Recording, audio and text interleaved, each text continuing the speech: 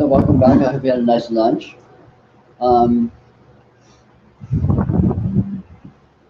recapitulate this morning, the experiential field is full of nothing but apparent patterning of information, and all the patterns are intrinsically unresolvable. So even though all this patterning presents as infinite implications of dense patterns, when you go looking at any and all patterns, you don't actually find anything specific there. Very strange condition. It's a lot like a Rorschach blot, or when you look up in clouds and you look at the cloud and you say, oh, that looks like a lion, or it looks like a car, or it looks like a bowl. It's just a cloud. There's nothing there. And likewise, experience is full of this intense degree of apparent patterning, but none of the patterns stand up to scrutiny. When you look at all these patterns, it turns out it's not what you initially thought it was, and you keep looking and it continues to not resolve into anything in particular. So this is the case across the board in all dimensions of your experience. The sense fields, mind, subtle vibes, anything you can find whatsoever that's in actuality experientially is just empty patterning. It's patterning that can't be found as being anything. Simultaneously with this condition, there's a presence of mind, which is ceaselessly and spontaneously trying to interpret the patterns and interpret them into conditions and situations. And also there's this hypnotic mechanism where these interpretations can really be felt as if they seem to be really objectively true and undeniable. And these two modes coexist always. There's always nothing but the presence of unresolvable patterning, and there's always mentality which is spinning off interpretations. There's no problem there. This is just a condition. Since this is the case, you don't need to. The point of all spirituality is not to change that, to modify it, to improve it. The point is to see what it is. The problem in spirituality, spiritual delusion, consists of confusing the mental interpretations and the patterns and smearing together and thinking they're all one. That things really are the way you think they are, and you're really believing it and feeling it as if it was so, and that's what technically is called delusion, samsara, and all these various other terms consists of. And the solution to that delusion, the solution to samsara, what constitutes liberation, realization, and the fabled enlightenment, is simply to see what it actually is, which is the presence of all of these infinite fields of unpatterned patterning, with the presence of this very active mentality which is spinning off interpretations, all of which, of course, paradoxically, themselves consist of the same patterns which don't actually resolve into anything.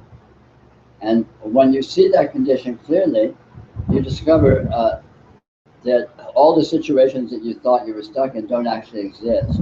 You discover the person you thought you were doesn't actually exist. You discover the world you thought you were in doesn't actually exist. And you discover the very strange and unlikely actuality that you're in an unfathomable, strange, spontaneous, transcendently existing infinity. And what's up with that? How weird is that? Who'd have thought? And that's the whole shooting match. That's the whole show right there. Just that. And so it's not about changing anything or improving anything. It's just about simply seeing exactly what it is and exactly how it's oriented within itself, so to speak. Very simple.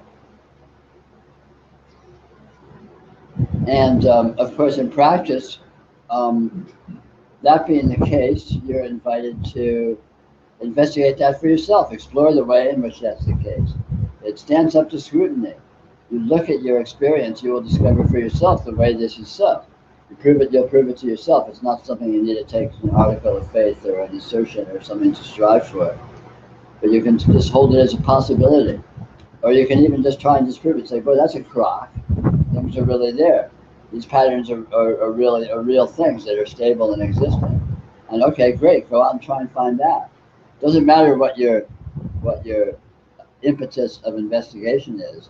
Investigation will ultimately take you to the way it actually is. In the words of a great master, seek and ye shall find.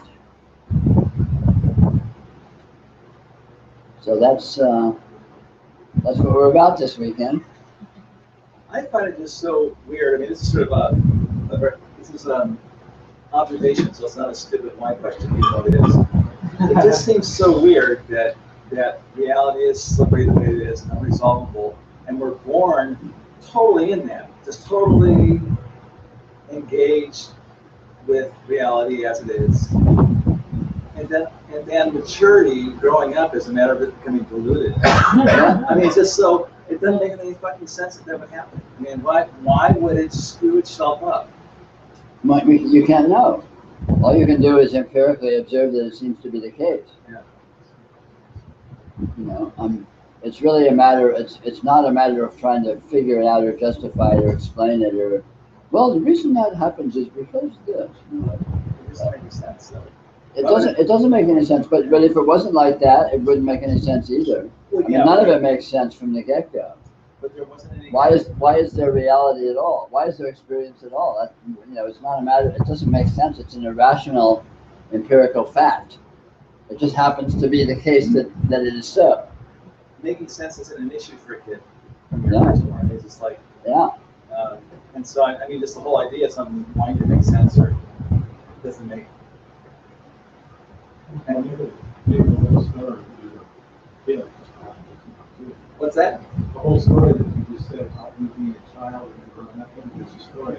No, I don't. Well, memories I have are not not as it is now. I mean, it's Those are real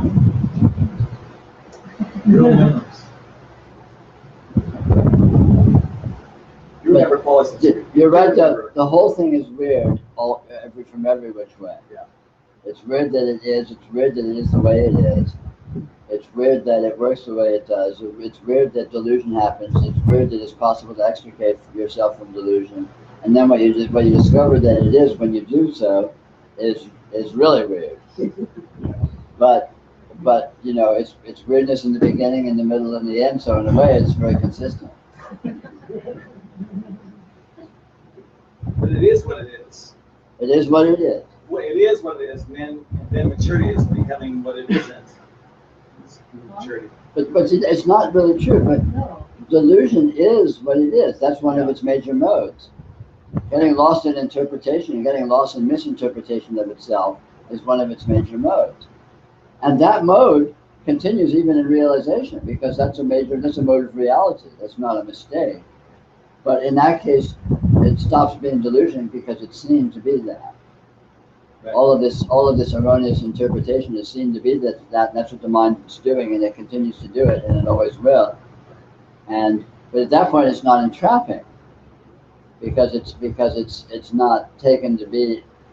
It's not confused. Those interpretations aren't confused with actuality. It just seems a funny mechanism. I mean, It's very funny. It's bizarre. When things liberate, it's exactly as I remember it as a kid. Like, Of it's course. totally fresh. It's totally Sure. you know? It is exactly And that. that's going on. I know it's going on at the same time. It's just weird that there's something built in that would want it to go. It's Take very. that turn. The whole thing is just unfathomably bizarre. I'm with you there. I'm a member of that club. I need some agreement. You can print up some buttons. Reality is fucking weird. It's like the whole idea that consensus reality is just things happen. Like forward, and there's just marching forward time. But it practicing around the other way.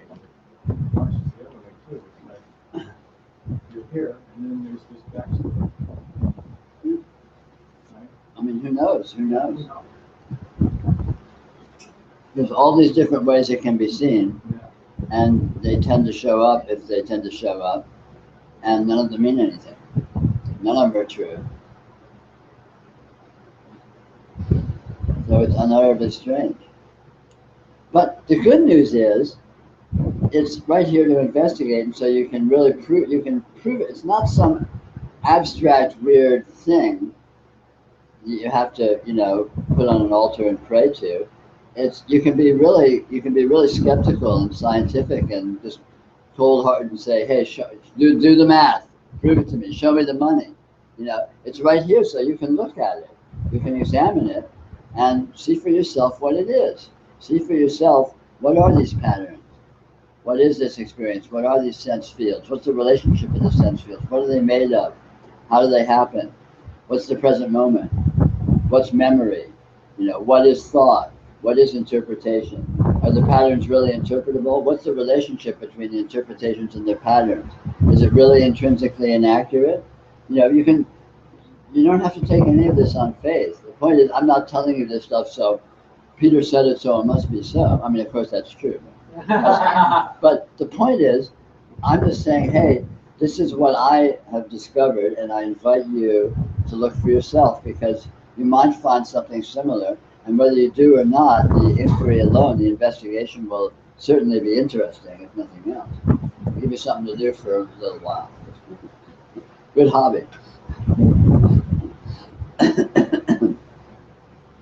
And also the memory, for me, it's almost like if you look at a scene and you see the depth of it, you see the shadows and all that adds dimension that makes it, that's what makes it. When you have experience and you have the memory, it adds a little depth to the dimension.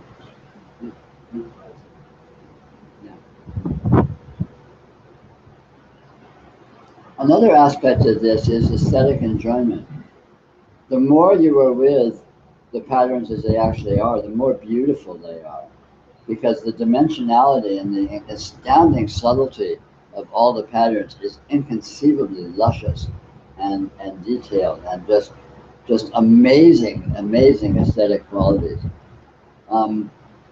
Art, for example, art takes advantage of this principle. What makes art instead of just stupid shapes on a wall in a museum is the fact that in art you see that you can't tell what you're looking at. There's a mystery that's manifest. You can tell, Van Gogh paints a painting and it's like a starry night. But you look at it and there's no stars and there's no night. There's these swirls of color and wow, it's just so cool. And the beauty that's there is not that it resolves into being stars and it resolves into being night. And the beauty is that it doesn't resolve. It's just this weird implication that isn't anything. And so it leaves you in what? It leaves you in mystery. It leaves you in openness. It leaves you in wow. But it's a luscious wow. It's a juicy, full, vital wow. This has got all sorts of, depth and spark to it. And it's the very nature of the patterning is like that.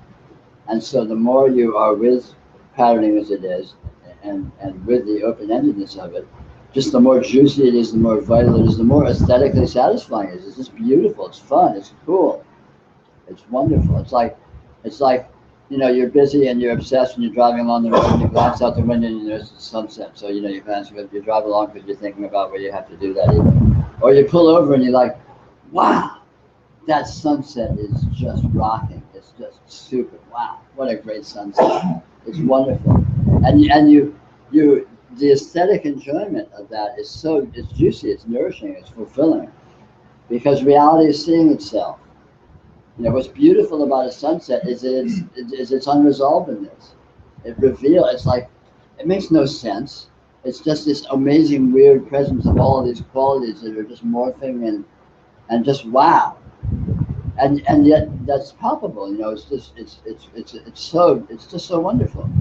And so, all questions of liberation and enlightenment and all this stuff aside, just as aesthetic sensitivity training to increase your enjoyment of your experience, opening to the patterns of the sense experiences and so on more open-endedly, just opens the floodgates of juiciness and of just, deliciousness.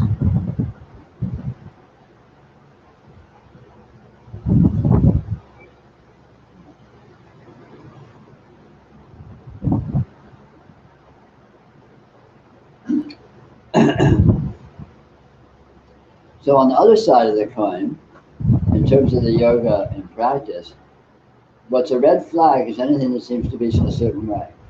Anything that seems to be something very specifically.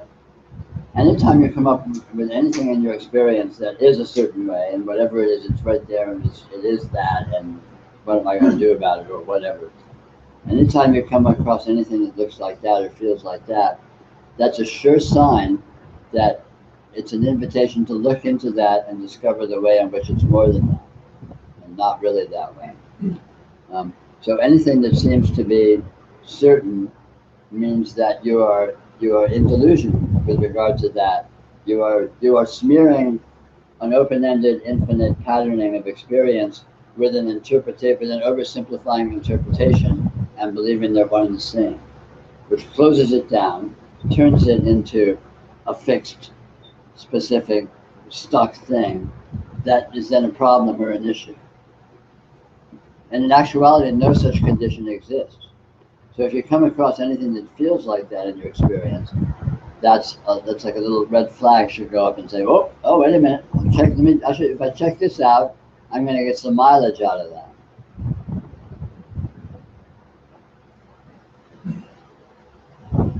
So it's like going for a walk. You go for a walk and you go for a walk and you're walking along and you're walking, and all of a sudden you stumble on a stone. That's what you need to pay attention to when you stumble on a stone. So the whole progress in this yoga is when you find something that you stumble on, so to speak, that's a good place to put your attention, because you can discover something there. Because what it actually is not what you're taking it to be. It's not the way it's seeming to be. And that being the case, it's possible to discover that, at which point you dissolve what you're holding it to be, and it becomes what it actually is, which is intrinsically non-problematic.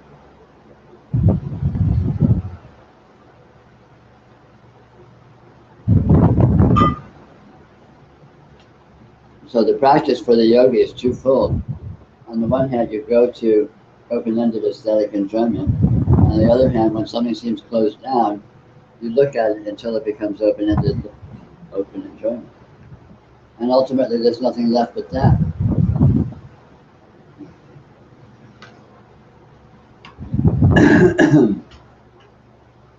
Because there isn't anything but that anyway, in actuality.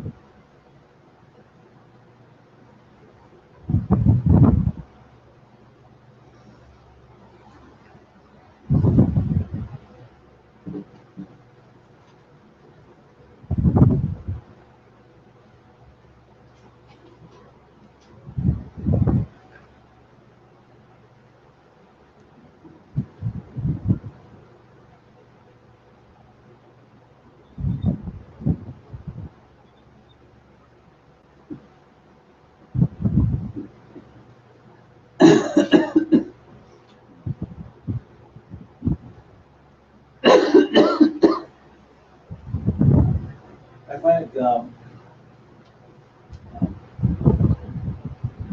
interesting that in terms of interpreting sensations and emotions, that for a lot of my life I didn't really pay attention to my belly and my chest.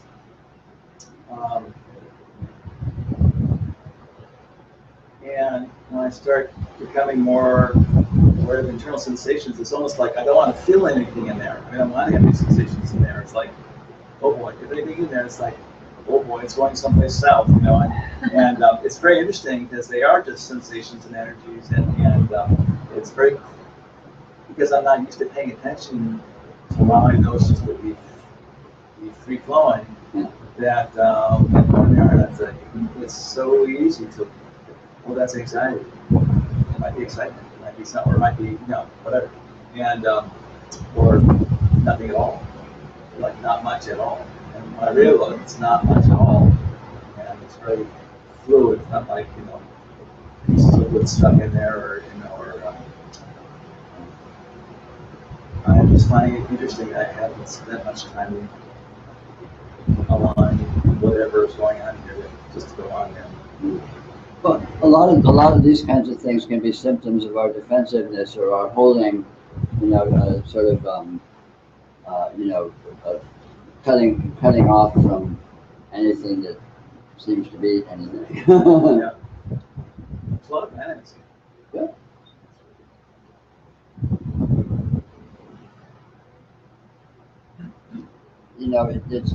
It's very typical that people can feel threatened by this stuff.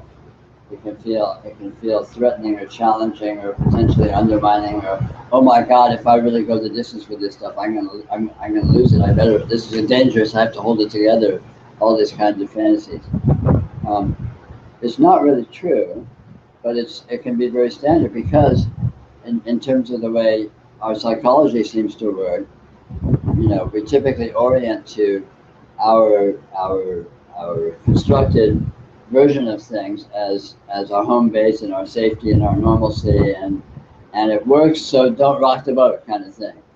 And typically anything that potentially is rocking that boat is seen as threatening, as antagonistic, or as potentially dangerous, or destabilizing in a bad way, and so on and so forth.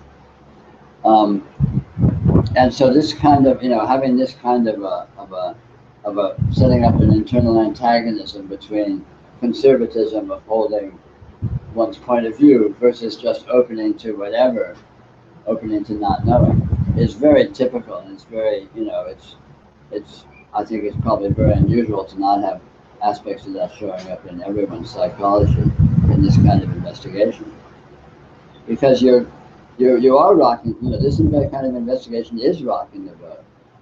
You're going against normalcy. You're going against the same old of, this is just me going through my life, doing my stuff. Life sucks and then you die maybe, but at least it's life that's sucking predictably and behaving, as opposed to the unknown weirdness of God knows what. Well, there's definitely the fear, I guess, that or holding back, because there's this fear that will I be able to pay the bills? Will I be able to pay? Sure, that's a fantasy. That whole thing, Yeah. I'm finally putting back. Sure. It's a very common fantasy that our rationality is what makes us functional. Yeah. It's my holding it together that makes me able to pay the bills. It's my holding it together that makes me remember how to drive a car and not throw the baby down the garbage disposal or whatever.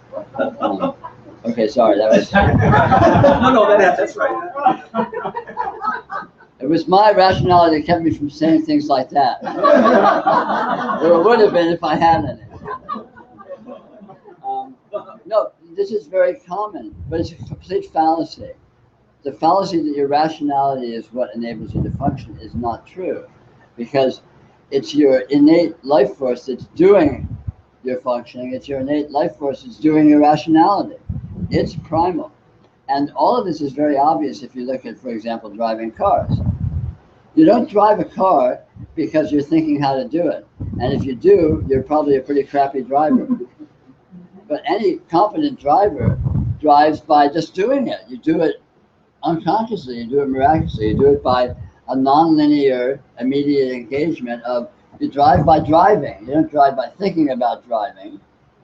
You don't drive by remembering, let me see, what did the driving instructor tell me to do 40 years ago? You don't do that. You just get in the car and you start it and you drive. And if you're not confident and engaged, you're probably going to do a worse job than if you just let go, right? So in actuality, it's our own innate nature that does our functioning. I mean, I'm sitting up here, I'm talking, I've been talking all kinds of stuff, and mind you, a lot of it may be disjointed and whatever, but I don't think about what I'm going to say. I don't have a litany that I've memorized. I just sit here and it just comes. There's no rationality in my talking, in the sense of it's not planned, it's not censored, it's not obvious, it's not contrived, it's not rehearsed. There's no safety net, but there doesn't need to be a safety net. because it happens as best it does, because my nature is capable of doing that. And you drive as well as you drive because your nature is capable of doing that. You pay the bills as well as you pay the bills because your nature is capable of doing that. And some people's nature may not be very capable. Some people may be crappy drivers, or some people may not really be so good at keeping the bills paid. But if that's the case, that's the case. And hey, that's cool. There's other ways to cope. Take the bus, or you go on welfare, or whatever. I don't know. Rob banks. Be a drug dealer. There's always ways to skin a cat, right? Well, I'm not quite clear what you said about this red flag whenever something appears certain. Well, it's certain, like if you don't pay your phone bill, you're going to get a disconnect. You'll lose your phone call. Maybe not. Maybe they'll forget. So that's what you're saying. Maybe they'll give you a month's deferment. Maybe someone else will pay your bill by accident. They send it from the wrong address, and it'll get mixed up with your account. You don't know what's going to happen. You can speculate that is likely, but you don't know what it's going to be. Well, how about something a But little more? I'm not talking about in terms of planning. I'm talking about in terms of what something is. If you think you know what something is, that's a red flag to look at it and discover ways in which the actuality is more than you're used to thinking of it as being. Okay. Because our mental models of things are like censored stick figure versions of the actuality. The actuality is so rich and has so many components. It's like people, you know people, and it's easy to think of people, oh, I know them, they're so and so, and they're like this. But then when you're with an actual person and you see what they're like, they'll always surprise you. There's always aspects there and things there that you wouldn't have expected. You say, God, this person's really rich. They're really deep. They have a lot going on there. And I'm used to thinking of them as just being this or just being that, Okay. So our mental models are always simplifications, and the experiential actuality is always very rich. And so when you're not letting yourself notice that, when you're thinking that the experiential actuality is your mental model, then that's the red flag. That means, wait a minute, I'm not paying attention to what's actually here. I'm dealing with it as if it was my what I'm thinking it is, which is craziness. Because you're not based in the reality. You're not based in spontaneity. Mm-hmm. You're just based in your own, ideas, which are always going to be lesser than the actuality. Another question I have from earlier writing, you said there's nothing but luck. That luck is what happens. Sure. Now, yeah, I'm trying to connect the dots to that. Because something about I'm guessing it's related somehow to the uncertainty principle. Sure. If you look at the chain of events, things happen because other things are happening. And the other things that happen to happen, why did they happen to happen instead of something else that happened? It would be completely different. You leave your house just before you get a phone call that's telling you something. If you'd stayed there, if you'd left the house 5 seconds later, you would have heard the phone, you would have picked it up, and all of a sudden your entire future would have changed. So it's all down to luck. It's down to happenstance. I was with so and so, and they happened to say this. They could have said something else, but they happened to say this, and that made me think of this, which made me think of doing such and such. And then I went and called so and so, and you're off and running. And all of a sudden, you're in a different future than if you hadn't heard that and hadn't had that chain of association. You have a different chain of association, and all of a sudden, you're doing something else. You might not have come to this weekend. Something else might have come up, and it could have just been a little thing, like so and so says, "Hey, let's go somewhere and do something." You say, God, that sounds great. I was going to go this weekend, but that sounds like a real opportunity. And you go, and everything's different. You don't know if it's better or worse because you don't know what it would have. You only know the one thing you do. You don't know what it would have been like if you'd done something else. You can imagine, but you can't know, right? Sure. So it's all luck in that sense. Yeah. Okay, I guess I was thinking in terms of the find, finding something, finding something certain, like well, for instance, the scientific method. While it's not perfect and it's not the last say, it, it it comes closer to modeling, uh, getting a sense of Okay. things are. So yeah, and I understand. Yeah, that scientific laws aren't necessarily the last word, but uh, how does that fit into luck? Well, when you look at the actual the progress of actual science is real people doing real things, and the things they do are predicated on other things that happen by happenstance. You know, Thomas Edison is poking around, and by accident he hooks up something, and something happens, and that gives him an idea for something else, which leads him to go over here and do something else, which leads to some discovery. Mm-hmm. Or if that hadn't happened, something else would have happened, which might or might not have led to that discovery or a different discovery. It's the same in science, because science is basically human activity, and human activity is a chain of weird events, right? Going into more weird events. Yeah.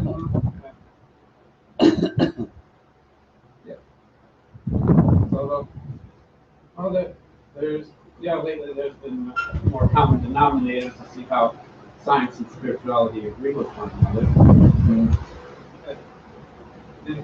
Oh, okay, I'm just trying to, I guess this puny mind here is trying to grasp the concept of luck, you know. Well, it can't. Yeah. Because there's no way the mind can grasp luck, because luck is inconceivable. Because luck is actually happening, and anything that actually happens can't be thought of accurately. Because what it actually is and the way it happens is too weird and too subtle and too nonlinear for them to conceive of. Concepts need simplicities to hold. I mean, this is the challenge in all of this that we've been talking about all weekend. You know, the patterns that actual events, actual experience consist of, cannot be accurately conceived of, because they're too complex, too nonlinear, too dynamic, and thoughts have just to think of something. It has to be something that is a certain way, and actuality isn't like that. But if we don't notice that, if you think that your thoughts are accurate, then you're just a crazy person, because you're believing your version of things, which has the effect of limiting you by cutting you off from appreciating the ways you have things are richer than that.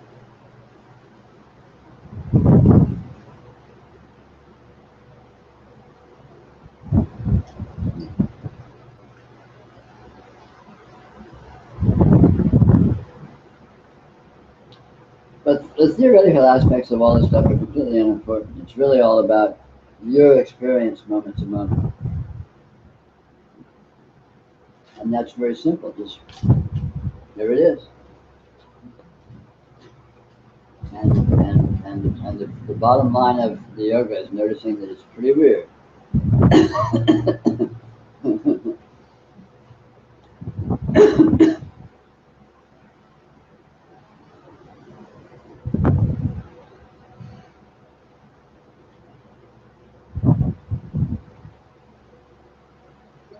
lucky to be alive.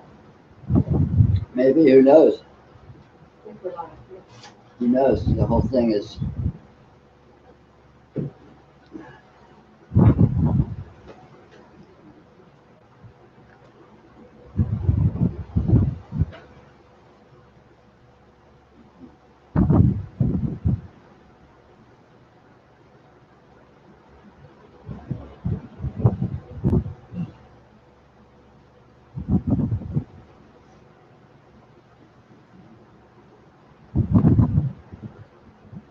There's one thing that can never make sense. When I'm heavily into the thought, and it will transform into life. And it's so bizarre, but it's happened so often. Well, it's what it is. thoughts are light. Thoughts pretend to be thought, but there's nothing there but these weird vibes. I mean, that's really the joke of thought. Thought pretends to be all of this stuff about stuff and logical and meaningful and carefully constructed and intricately interrelated according to the dictionary and blah blah blah. And it's all just this weird light show. I mean, how does something that's actually that look so convincingly like something that seems the way it looks? How does that happen? It's inconceivable. Yeah, thought gets a really bad rap in especially Buddhist circles, but most circles that it's pretty amazing. I mean, the whole idea of being able to visualize, to see a scene, is to, it's automatically. I mean, where's it happening? It's weird. Well, where's vision happening? And I would say that typically Western conceptualization is very sloppy in the geography of subjective experience, because I think what we think of as thought or mind is actually a whole range of interrelated functionalities. There's the visual functionality, which is more analogous to the functionality that does dreaming. Then there's the interpretive functionality, which is not one and the same thing, although they often coexist. Which is this is a cup, this is a dog, this is a whatever. And they're slightly different bandwidths, they're slightly different properties, because the conceptualization isn't image oriented fundamentally. It's sort of ideational oriented, but it's weird. But it's a different, when you look, you can find a whole range of different functionalities that we typically sort of sloppily call mind or thought, when in actuality, I think if you're more precise with it, you can find a lot of different modes. It's all phantom. Well, yeah, everything is phantom though, because which gets down to the ephemeral and instantaneous nature of patterning.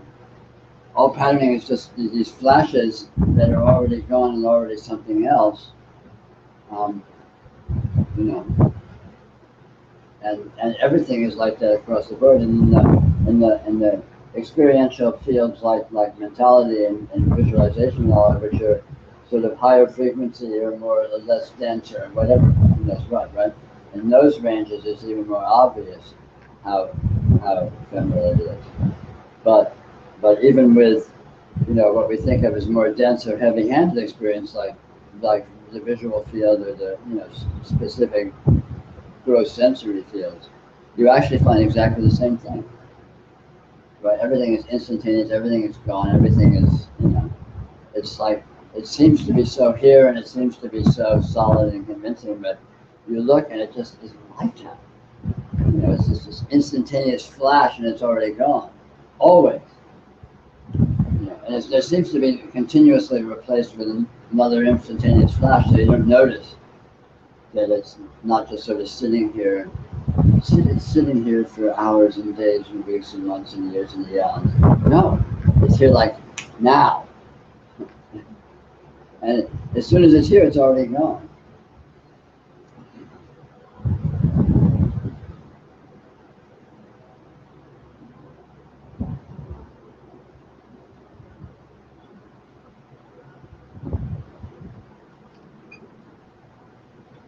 But the power of mind to generate all of these cross correlations and all of this, very convincing meaningfulness and memory to correlate with, supposed prior experience. And the power of all that is staggering. And the power of the, what I call inherent intelligence, which is this power of basically cross correlation within the patterning. The patterning isn't just disconnected, whatever flashes.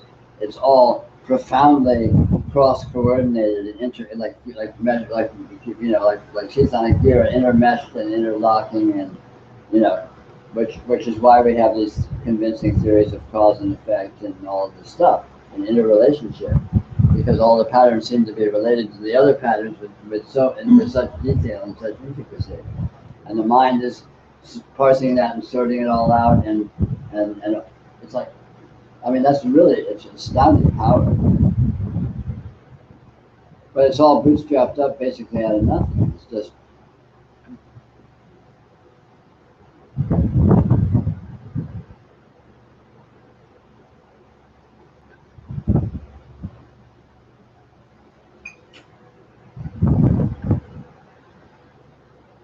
So if there's no cause and effect, but there's the possibility of it, it would be so complex. It'd be unfathomable anyway.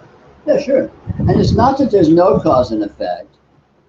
It's that there's not necessarily cause and effect. You can't prove that there's no cause and effect, but you can't prove that there is cause and effect. Because what's going on is weirder than that. It's too subtle. You can't isolate what's actually happening in any situation. If you could know everything about what's actually happening, then you can prove once and for all whether there's cause and effect. But you can't, because it's bottomless. Because the more you look at it, the more information you get, and you never can pull it all together into, now I know what it is. Now I know what was happening. It becomes universal. Yeah. So the whole notion that I have karma is a story. Exactly. Karma is a story. It's a convincing story because of the details of the patterning and because of the power of the mind that generated these stories. But again, when you deconstruct it, like we've been talking about, you see that it's just a story, and there's no way to prove it. It's not a very convincing story. In fact, it's very easy to disprove it in the simple sense that when you look closely at the elements of the story, there's aspects of what they are that is not being included in the story. So right away, the story is inaccurate.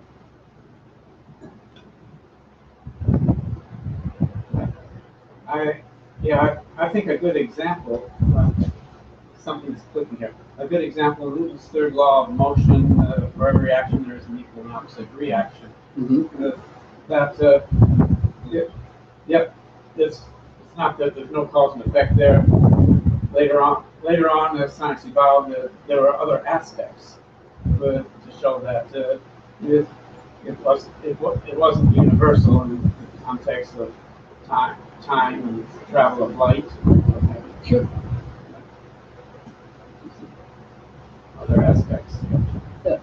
Because whatever you think something is more than that. We talk about science. Science has very elaborate and very intimate understandings of the way things work, right? If human civilization continues steadily, in 2,000 years, the scientists of that era will look back on what we think now and just laugh the way we look back on flat earthers and doctors with leeches and it's a fact. They're looking. They actually thought that quarks were, the constitution of atoms. They thought they were atoms. Can you believe it? The point is, scientists in the far future will look back on our cutting-edge scientific theories now, and they'll be laughably primitive. They'll look at it and say, "Can you believe what these primitive, superstitious people thought?" Like we look back on flat earthers, or something, or people with spirit possession, or whatever. Right.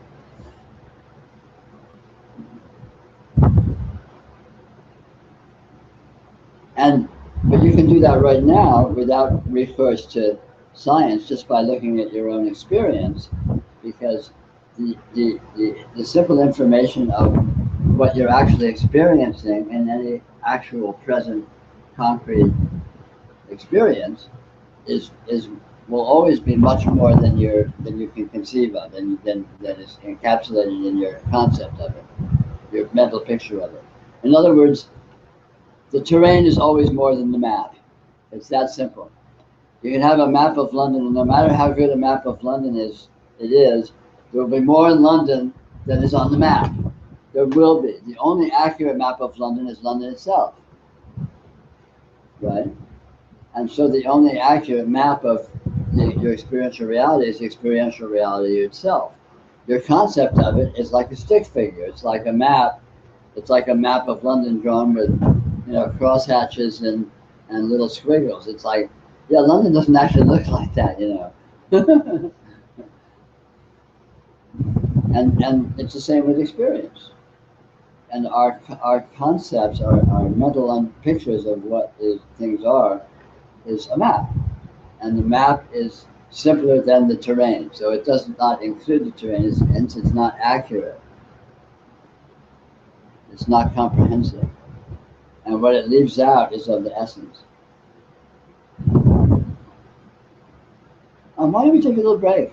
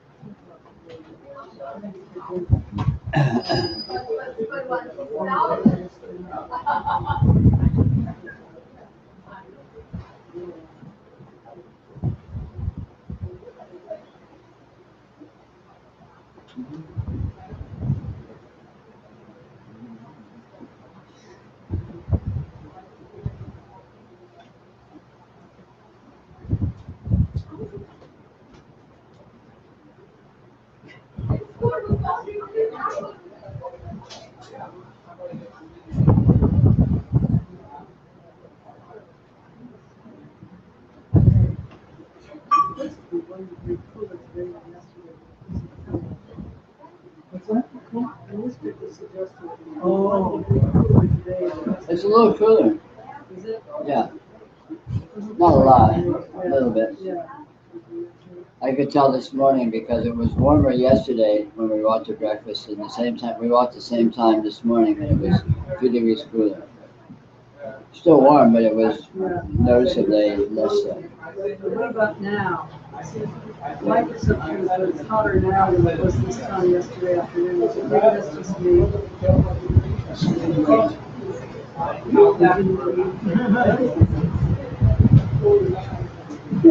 Clarify when Lewis was asking about paying the bill, phone bill.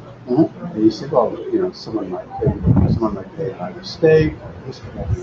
Right. You pay the bill, but at the same time, you recognize that's just one of the possibilities. You know? Sure, you might pay the bill and they might not register it. They make a mistake, Yeah. a clerical mistake, and your phone gets cut Yeah, off. you just recognize the game you're playing. Yeah. You're choosing to play it this way, but there are a Yeah, lot of them. you don't know what's going to happen. Yeah. You play it with anticipation that it might work out a certain way, but you don't know what's going to actually happen at all. Because I've seen people get into spiritual things, they just sit there, well, somehow it'll get paid, and they lose the phone service.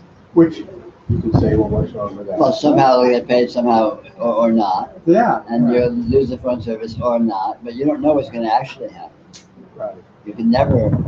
There's no linear certainty. But when you're picking up the phone saying, you know, we don't really know what this is, whatever it is, I know that Apple has a patent on it. It doesn't matter what it is. So I get a patent on it. Well, we have that theory, but maybe they don't. Maybe there was a big glaring omission in the patent office, and someone's going to swoop in and take advantage of it and make $1 billion, right? Who knows? That's true.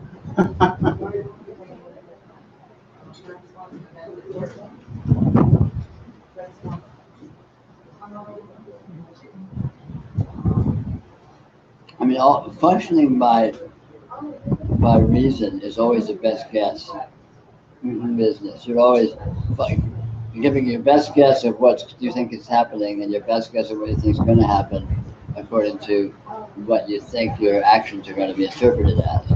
But you never know. You know, at best, if you're artful and not an idiot and fairly clever, you'll probably do fine with that way of functioning. But you still never know.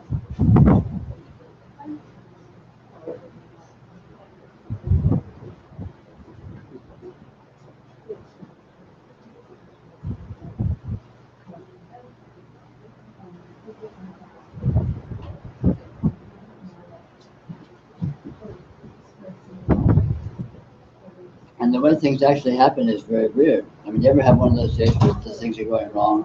And after it's like, no, this can't be happening. It's not really like that, is it? And then something else goes wrong, and then something else. Or another day where just things go right, and there's like no reason for it. It's like, wow, how did that happen? I mean, most of the time it's not that they're cut either one way or the other. But still, in all, you know, these kinds of things. How does that happen? You can't answer that question. And there's a strangeness to the flow of events, an unpredictability, and almost a playfulness sometimes, almost an animistic quality or something. Yeah.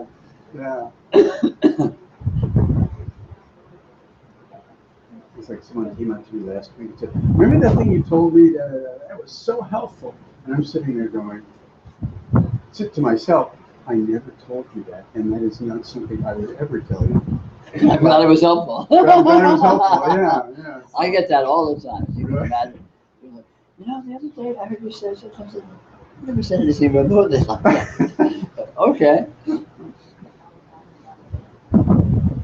I just remember your phrase, weird to the power of weird. Weird to the power of weird. That's a pretty powerful all around general theory to hold in the back of your mind. Really the yoga of radiant weirdness. Yeah, oh, for sure. Yeah.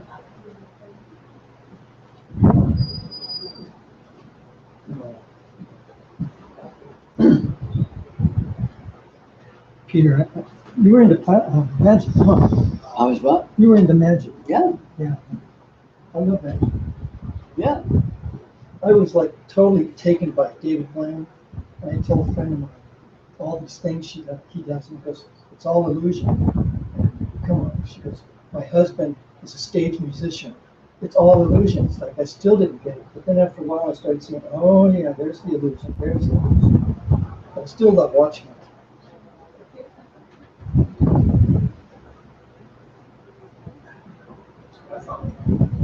Magic, the basic technique of stage magic is the way politics is run these days.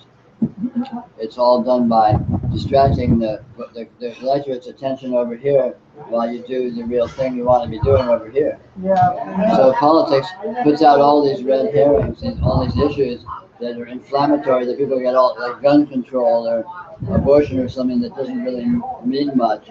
And meanwhile, under the table, they're working all their economic deals and setting up things so they're all getting rich.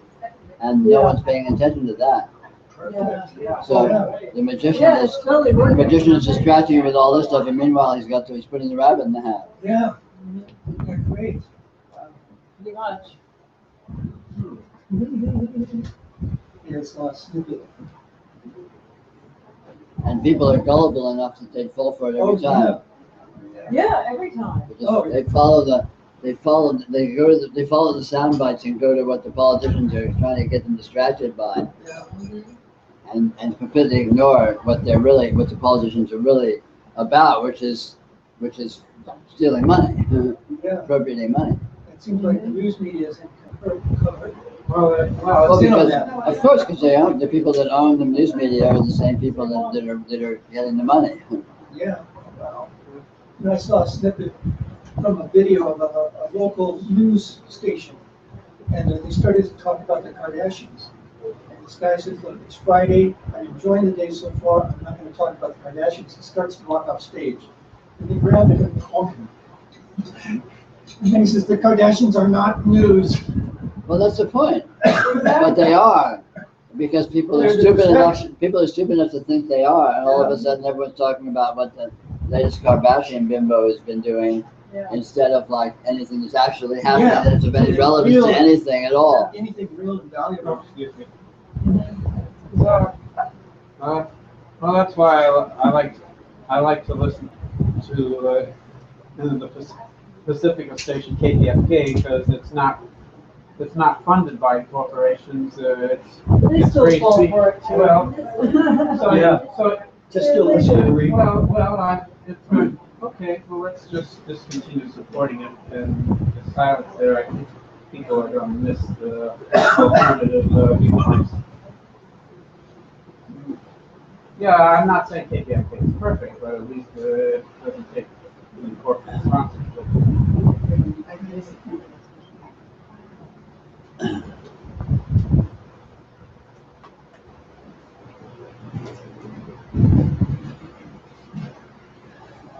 Oh, look, we're back. We're back. So we've covered a lot of ground, albeit about a fairly simple central topic, namely the nature of experience this weekend. Is there any aspect of anything we've been playing with which you're fuzzy about or unclear or not that you can necessarily be clear about any of it? Are you unclear about your own clarity? Anyway, anything in particular that we've touched on that you would be interested in looking and revisiting? We're kind of getting into the home stretch of the weekend.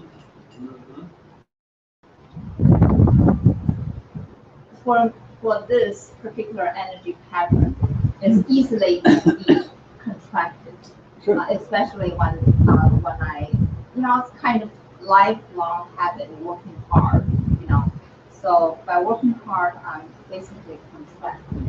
I feel the energy is going up, and it is taking some certain level of time to ease it up, ease it up. So it's not very easy. It's not easy process, I would say. Because I'm constantly like, okay, I'm in control, but I'm not in control at all. It's just this kind of a weird energy appearing. I'm constantly facing this kind of thing. But the main thing is to see it.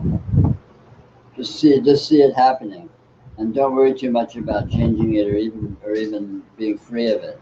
Just see it, and just the seeing of it will loosen it up into its natural context. I can't help to whenever that happens because it's so familiar of that kind of thing. I can't help labeling it. Right. So like that's my hurdle, that's my problem. Well, but see, part of that part of that is you're holding it as a contraction, and another part of that is you're judging it in a way. Yes. You're seeing it as something that is a problem, or that you shouldn't be doing, or that you're trying to work on, or whatever.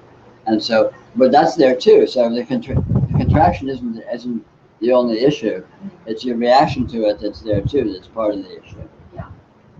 And you can see them both. It's like this energy has a tendency to do this contracting, and it has a tendency to assess that that's a problem. And when you see that, it's okay. That's interesting. And sometimes it doesn't, and that's interesting. And then it does, and that's interesting. Sometimes I hate it. I wish I can. Yeah, you hate it. Yeah. But hating it is part of it.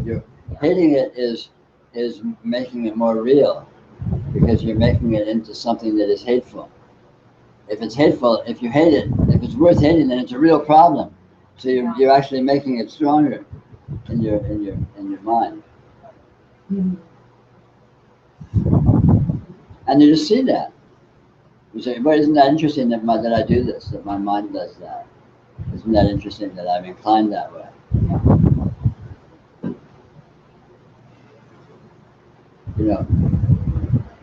Psychology is typically very self-censorious. We're usually very judgmental of ourselves, and we usually wish we were different than we are.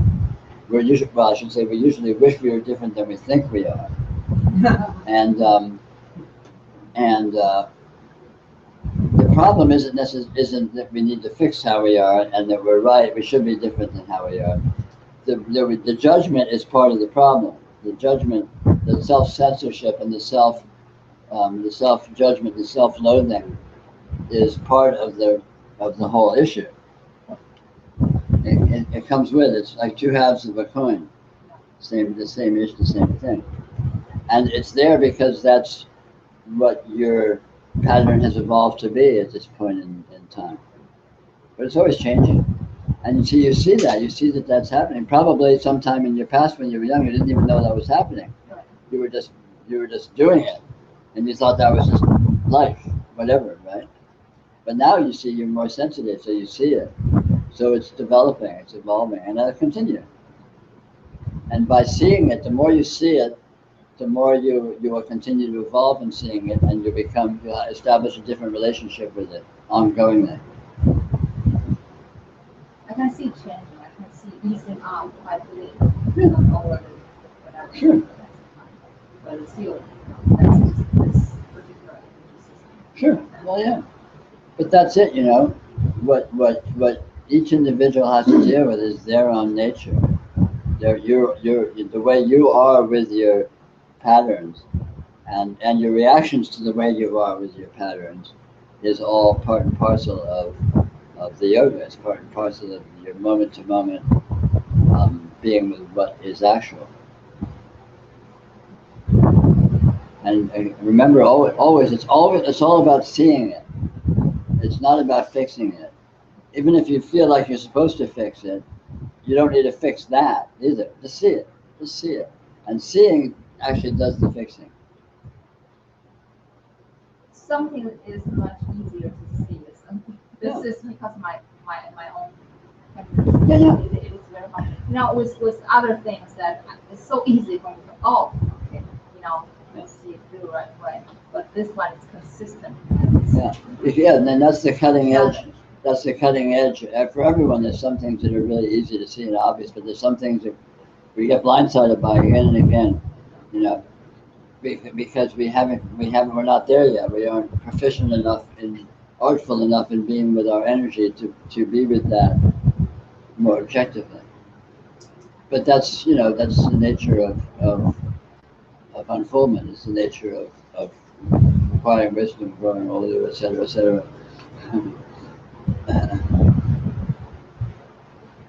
Seeing is both the vehicle and the solution, or seeing is presence itself. Right? Yes.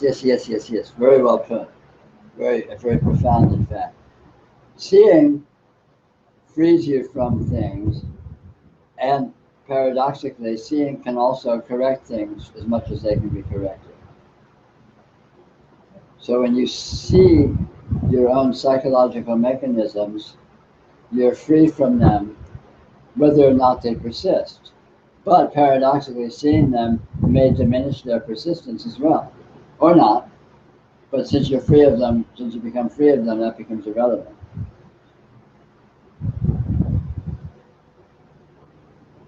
So it's all about, I mean, spirituality is full of notions of self-improvement. I have to stop my mind. I have to stop these negative emotions. I have to develop more compassion. I have to whatever, right? I mean, fill in the blank. There's all of these notions floating around of changing what is and substituting something better for something worse that I'm doing, right? Whatever.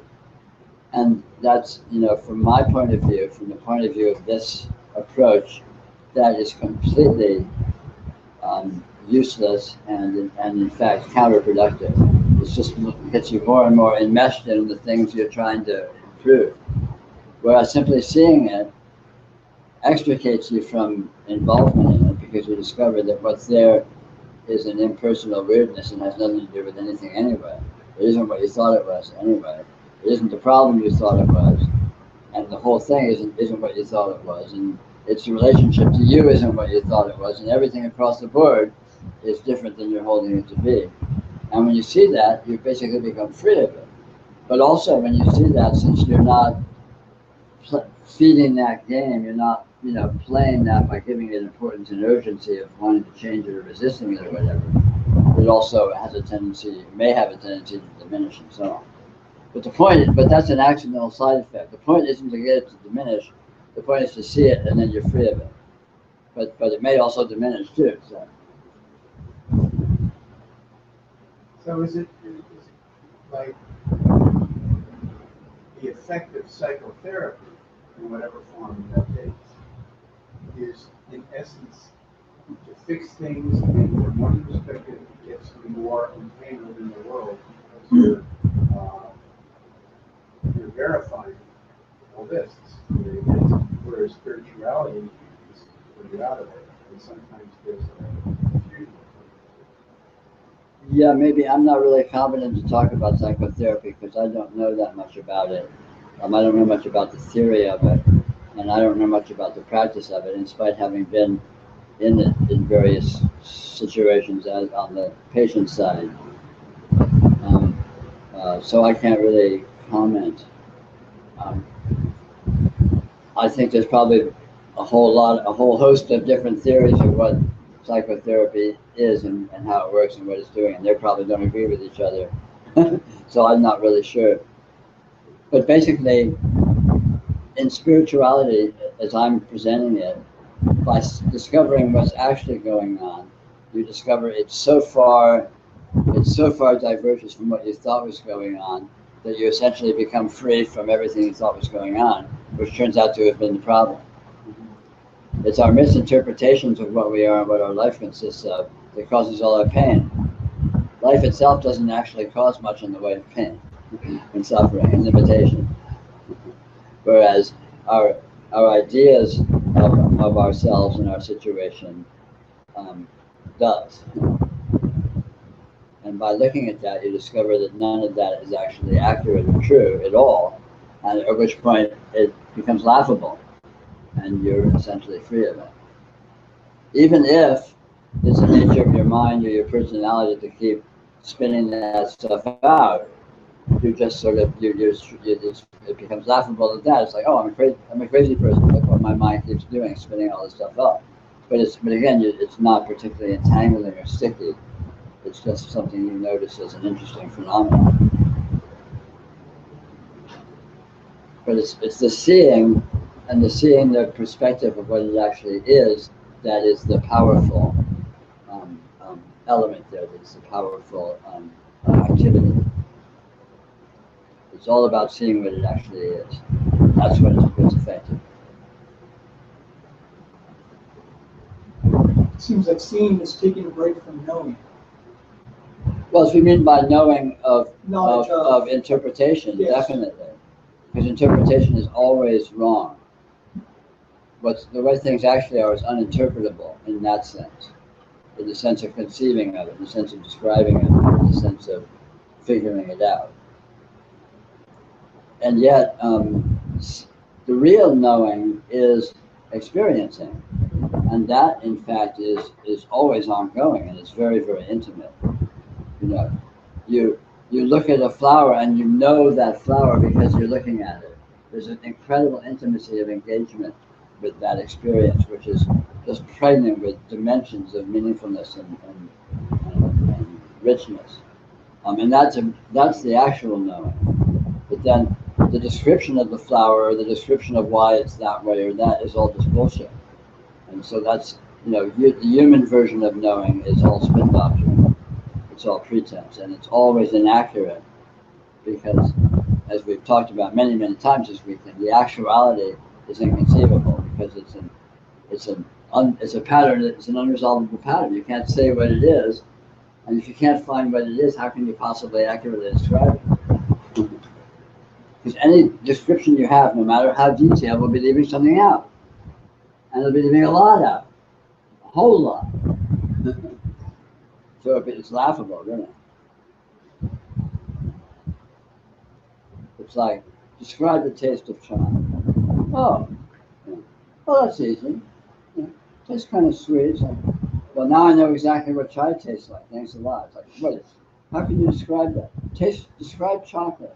When you taste chocolate, it tastes exactly, you know instantly exactly what it tastes like, but there's no limit to it. It has no end. It's an infinite open pattern. It's exactly what it is, but you can't resolve it or pin it down to being precisely anything. And yet it is precisely. It's very paradoxical. Experience is precise, but it's infinite. It's specific, but it's without end. So it's a very strange condition that is very irrational. It's unthinkable. We usually think of specific and unending as opposites, but they aren't opposites. They're one and the same because that's what everything is. You look specifically exactly the way you look, and I could never get to the end of what that looks like. I could look at you for a year, and I'd be seeing more and more and more every instant. And yet you still look specifically the way you look, and you look specifically entirely different, but I could never get to the end of what that is. So it's actually very obvious when you see it, but it's logically, it's weird because it's exactly specific, but it's infinite. But hey, it is. That's how it is. And it's when you just see it, it's very easy and obvious to see it. Chocolate tastes exactly like chocolate, but when you taste chocolate, there's no end to the experience. It's just, you can just go into it forever and you never get to the bottom. But it tastes completely different than, whatever. It tastes completely different than salt. But salt likewise is what exactly is salt is. It's just a universe. It's an infinite universe, an infinite sea of saltiness. And just, now I know exactly what salt is. Well, yeah, you do, but there's more there. There's more and more and more and more and more.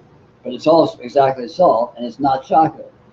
So, you have absolute difference, and each difference is absolutely infinite. Very strange.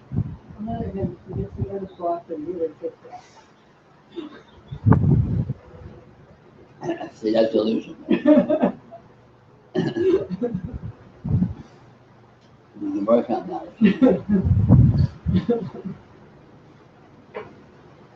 I would like a recipe for seeing. I'm sorry? I would like more words A recipe. for seeing. Okay. Be what is actually experientially present outside the context or beyond the context of what you're already thinking it is. Did you say be with? Yes, be with. Be with the actual experience of what is actually present experientially. So you may start a seeing, let's say. I mean, to formalize it is silly, but anyway, let's suppose you're doing a seeing, and so you sit here and you look. I'm going to do noticing on that pillow. So you start off and you're thinking, I'm going to look at the pillow. So right away, you're starting off holding that as a pillow. Okay, cool. So the mind is holding that, but what is here? You know, it's not something the mind's holding. It's an actual presence in the visual field. What is this presence? And you feel what this presence is. Feel the aspects of it, the dimensions. You know, feel the different ranges of color. Feel the different ranges of sheen, the different ranges of luminosity and lightness and darkness. And I mean, not analytically, not by naming it like I'm doing as I describe it to you, but just non-verbally feeling the way in which it is visually present. And you'll discover that I'm calling this pillow, but it is this amazing, incredible richness of all of these qualities.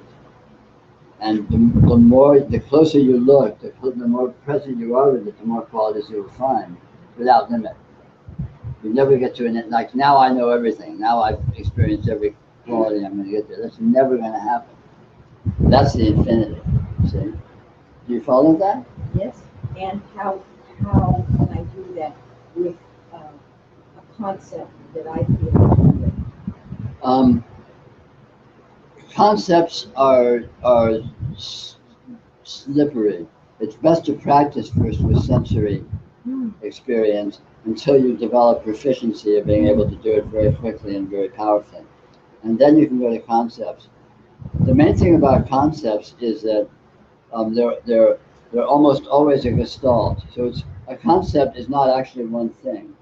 A concept is usually a thought image that may be a verbal image, and it may have emotional imagery associated with it, like picture imagery. Like you may think pillow, and there's the word pillow, the idea pillow, and then there is a whole chain of memory of pillows that you've actually experienced.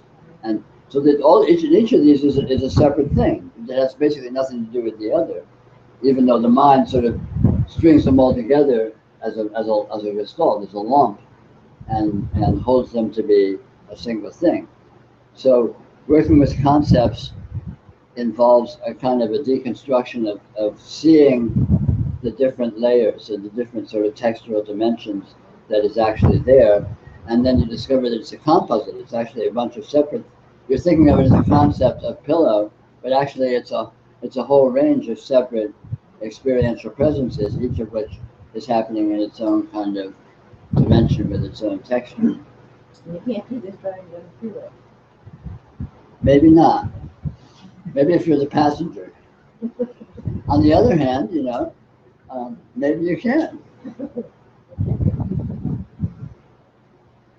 I tend to drive very well if I'm slightly distracted. I claim. The highway patrol disagrees with me, but and they write the tickets, so what are you going to do? The guy with the guns are always right. What's coming up for me, I guess it goes back to what we discussed about the hypnotism. A former participant of these gatherings, in fact, you can introduce the to your work. Anyway, now I understand you moved on to this local Buddhist center in East LA. Somebody's very much into doing the lessons and retreats of Zen Buddhism, and I guess, well, so I have all this. My mind is asking, why would he leave this for that? And because I don't sense I want to do something like that. Because I know Buddhism has its own concepts and what have you. Oh, where am I going with this? I guess the bottom line is which which hypnotic words do I want to follow? Mm, Yeah, that is the bottom line. yeah. That really is.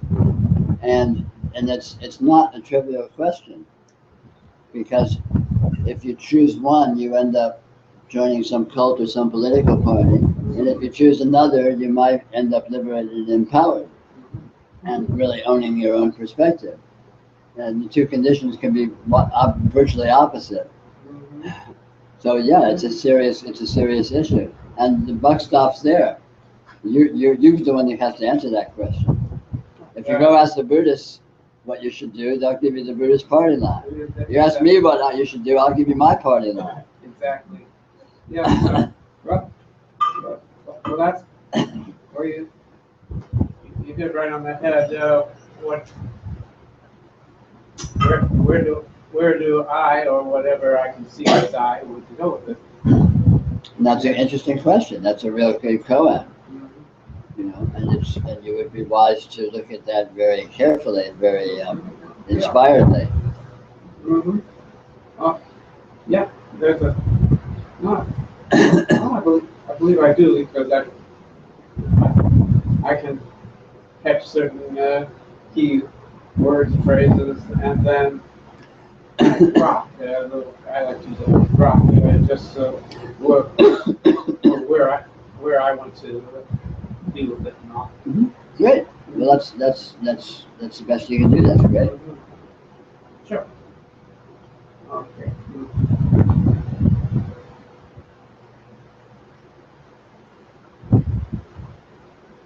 No, and this is actually an important point. You are the authority on all this stuff. I mean, all of these different, me and all of, and you know, Bob's your uncle and Joe Blow, and anyone will be glad to come up here and spew bullshit at you. So the real question is, what's it to you? What are you doing? Where are you going? What are you trying to do, and how skillfully can you do it?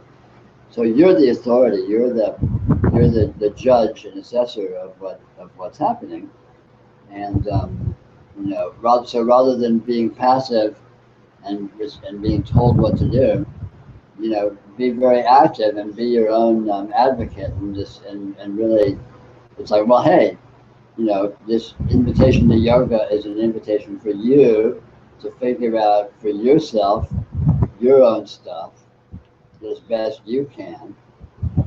It's not about following anything or doing anything. It's about taking authority for your own orientation and learning to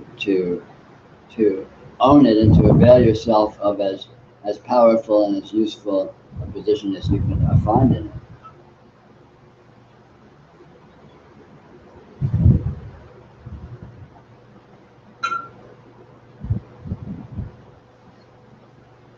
It's an intrinsic problem in these kinds of things because of the format of a presenter and an audience.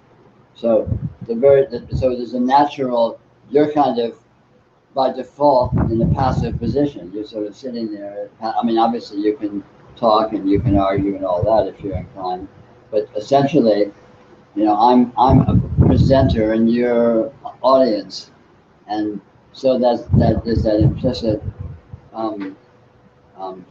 orientation and structure, which is very artificial. It's very contrived and it's really silly. The best way to be with this stuff is to be hanging out one-on-one over a beer or something, because then there's no contrived structure or orientation in terms of social status or active versus passive or authority versus lesser authority or whatever, all of which is a total absurdity, of course. But then you have the logistic problems of hanging out over a beer one-on-one. I'd be drunk by noon every day. On the other hand, what's the downside here?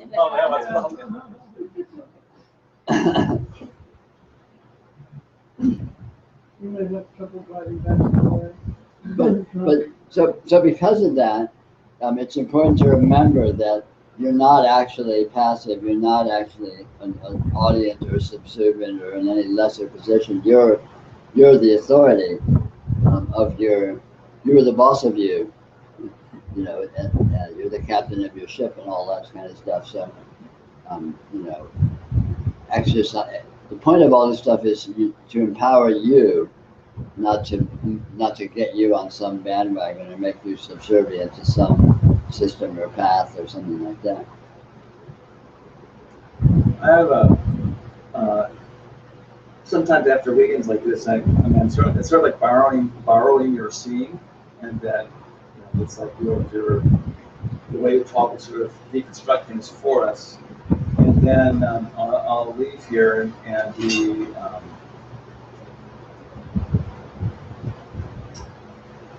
sort of like floating, like not knowing what's up or down, and here or there, and so like, ooh, and I kind of have this wait for this to kind of hit me on its own time. Well, but that's an aspect of this. This is kind of a very forceful hypnotic indoctrination in a way.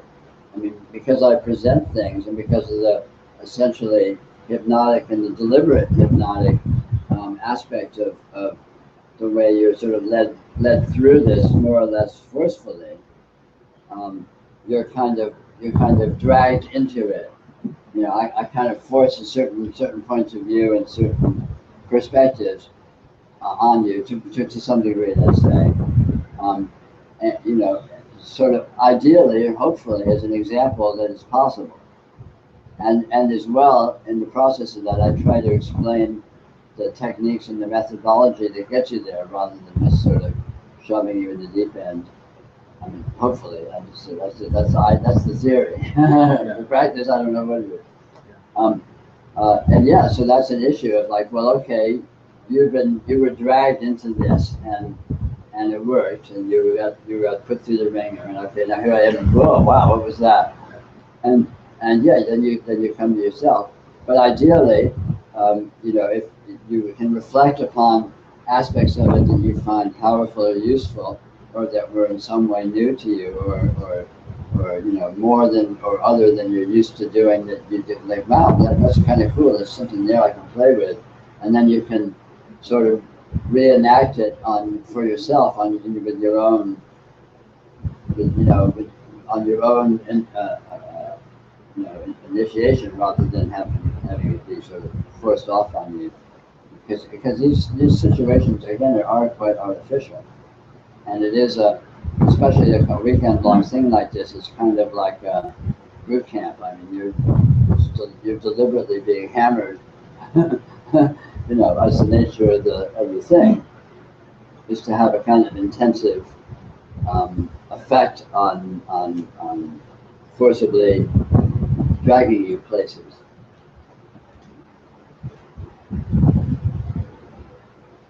Well, it is effective. I mean, it's like when I know what's up down the more, sort of like,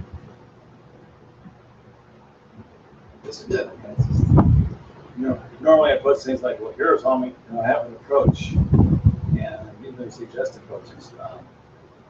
I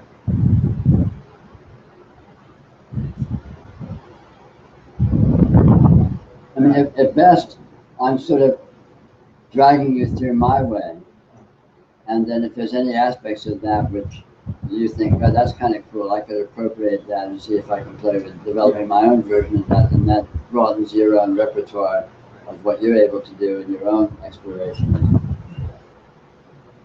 And at worst, it's just a fun, bizarre weekend. Because we have such a good time here. Well, it's destabilizing. I guess the point I'm trying to make is that it's destabilizing, so there's really nothing to grab onto. Yeah, well, that's kind of the point. You know, lack of stability is where you actually live, is what you actually are. You know, what you actually are is total freefall. What you actually are is infinity, infinitely opening into infinity eternally. And what are you going to hold on to there? And so, yeah, I'm trying to rub your nose in that experientially, because it's true, it's actual, and then hopefully, again, you explore some tools to play with that yourself on your own initiative.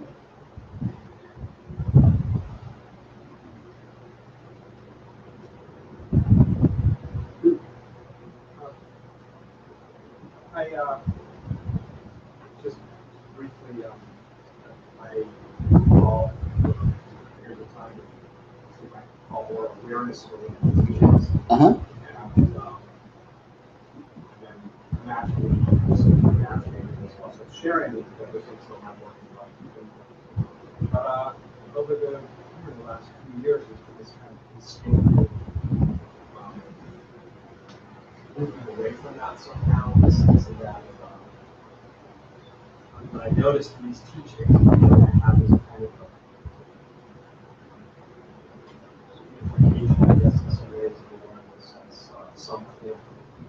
And even the way that would often be described in these teachings as this kind of stable ground, this unchanging stable ground. I remember I would look and I would look and I would look and I never seemed to find something stable or unchanging when it came to awareness. And there was also there is something that I noticed in that inquiry about, for lack of a better word, awareness sensing its own nature somehow that feels very integrated. It's experienced in a way as clarifying in some sense. So there's something very powerful about those approaches, and I'm just curious if you want to say anything about your own. I mean, I noticed when I read your book that there seemed to be a little bit more of some of the flavor of those teachings being expressed then, whereas I basically never hear you really discussing awareness and understanding now. Yeah. I resonate very much with that. I'm curious if you want to say Yeah. anything about that. I don't know much about awareness teachings per se, in the sense that anything that anyone else is doing, because I don't really follow that sort of stuff. But I don't like to talk about awareness because it's easy to suppose that it is something. And, awareness is, you can't find it. It's arguably evident that something like it seems to be active, but you can't find any it. All you really find is its activity, So I don't like to talk about consciousness. I don't like to talk about awareness, because you can't find them as objects. So the notion that they're there is just creating fantasies, and all of a sudden you're trying to train people or indoctrinate people to look for this awareness or this consciousness. It's this fabulous thing. You put it on your altar and it's wonderful, but it's imaginary. So my whole my whole urgency is to look at actuality, not create imaginary objects. We do enough of that already. We don't need to do any more. We don't need to throw gasoline on that fire. It's burning quite well enough on its own. Thank you.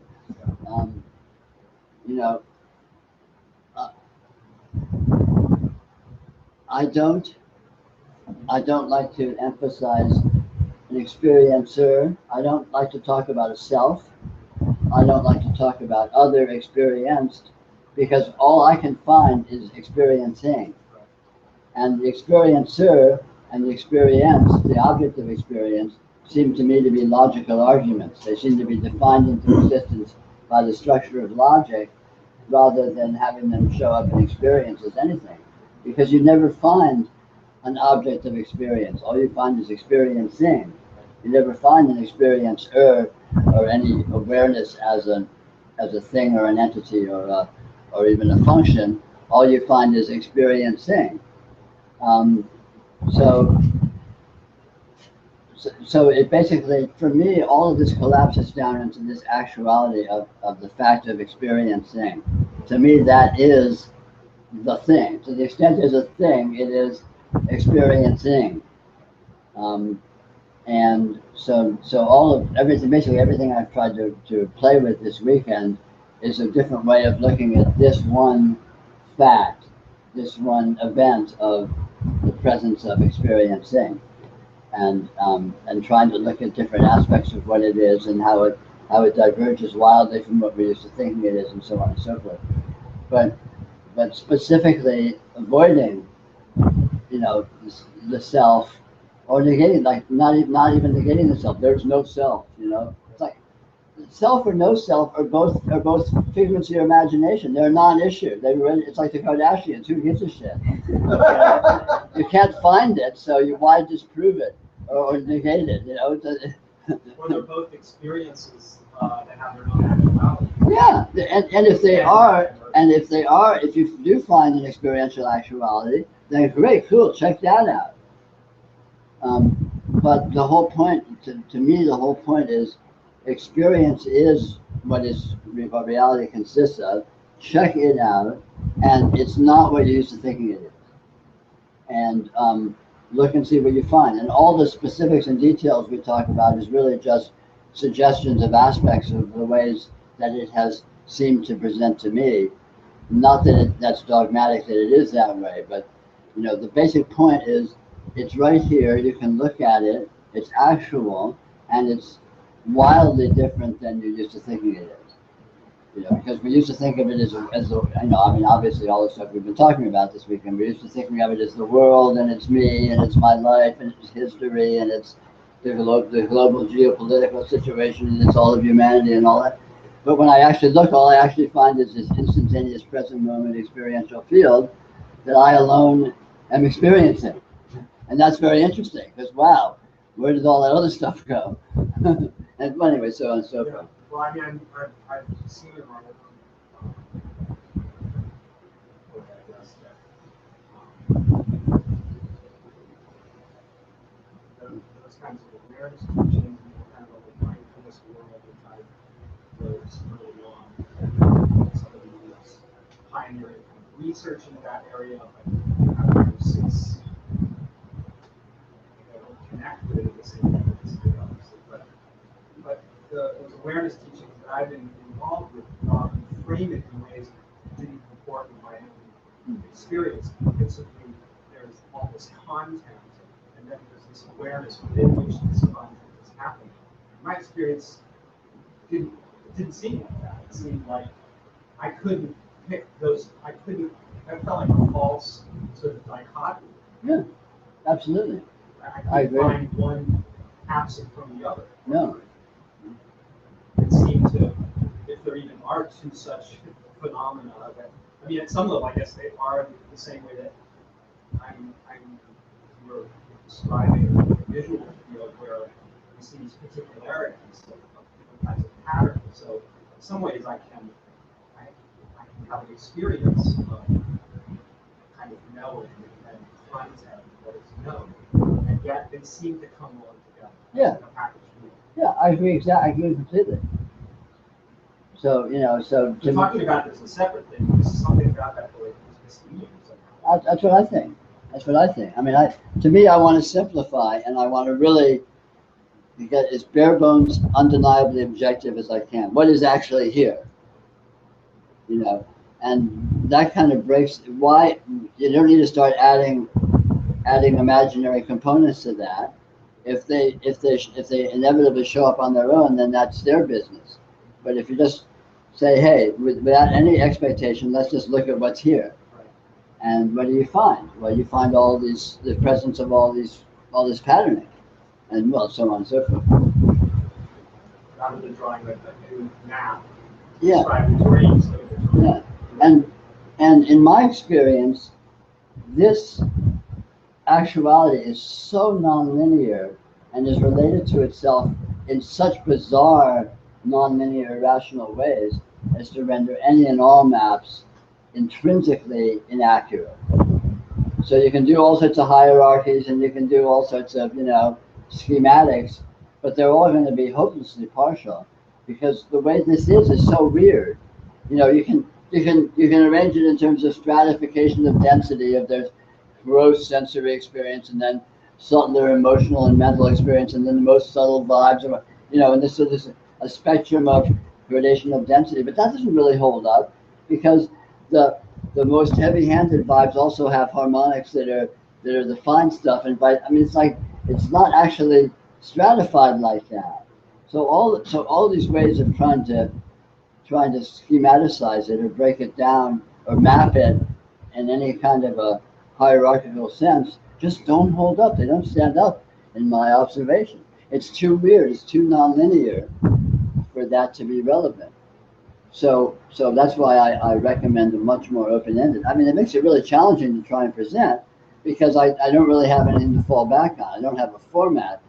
So I just sort of dive in and start presenting stuff, and then I end up hopefully contradicting myself by the time I'm halfway through, just as a way of destabilizing, you know, anyone's attempt to try to latch on to the way I'm putting it as being definitive. But it's a challenge, you know, it's a challenge. This is, you know, to me, what I have found this to be is so weird, so irrational, and so nonlinear. It's really an alien mode from any kind of human analysis. And, you know, coming from a human context, of course, it's natural to start trying to bring our human analytical tools to it, but they just do not stand up. You know, in my experience, it's really wisest and most powerful to just leave that stuff by the wayside and let yourself be with this as it is. And again, you know, as I touched on several times, that's actually fairly easy to do because we already are with it as it is. We already are with it in this irrational, nonlinear mode, even though we're not used to typically consciously participating in that. So it's very easy to sort of shift gears into the unconscious mode of experiential textual presence because we've already always been doing it, even though we don't typically attend to that very much, unless we're artists or aesthetes of some kind or whatever. So I have two questions. The first one, just to clarify. So this is why you don't recommend non-duality teaching. Any teaching that can be called a blank teaching, I don't recommend. The only teaching I recommend is reality teaching. Okay. My other question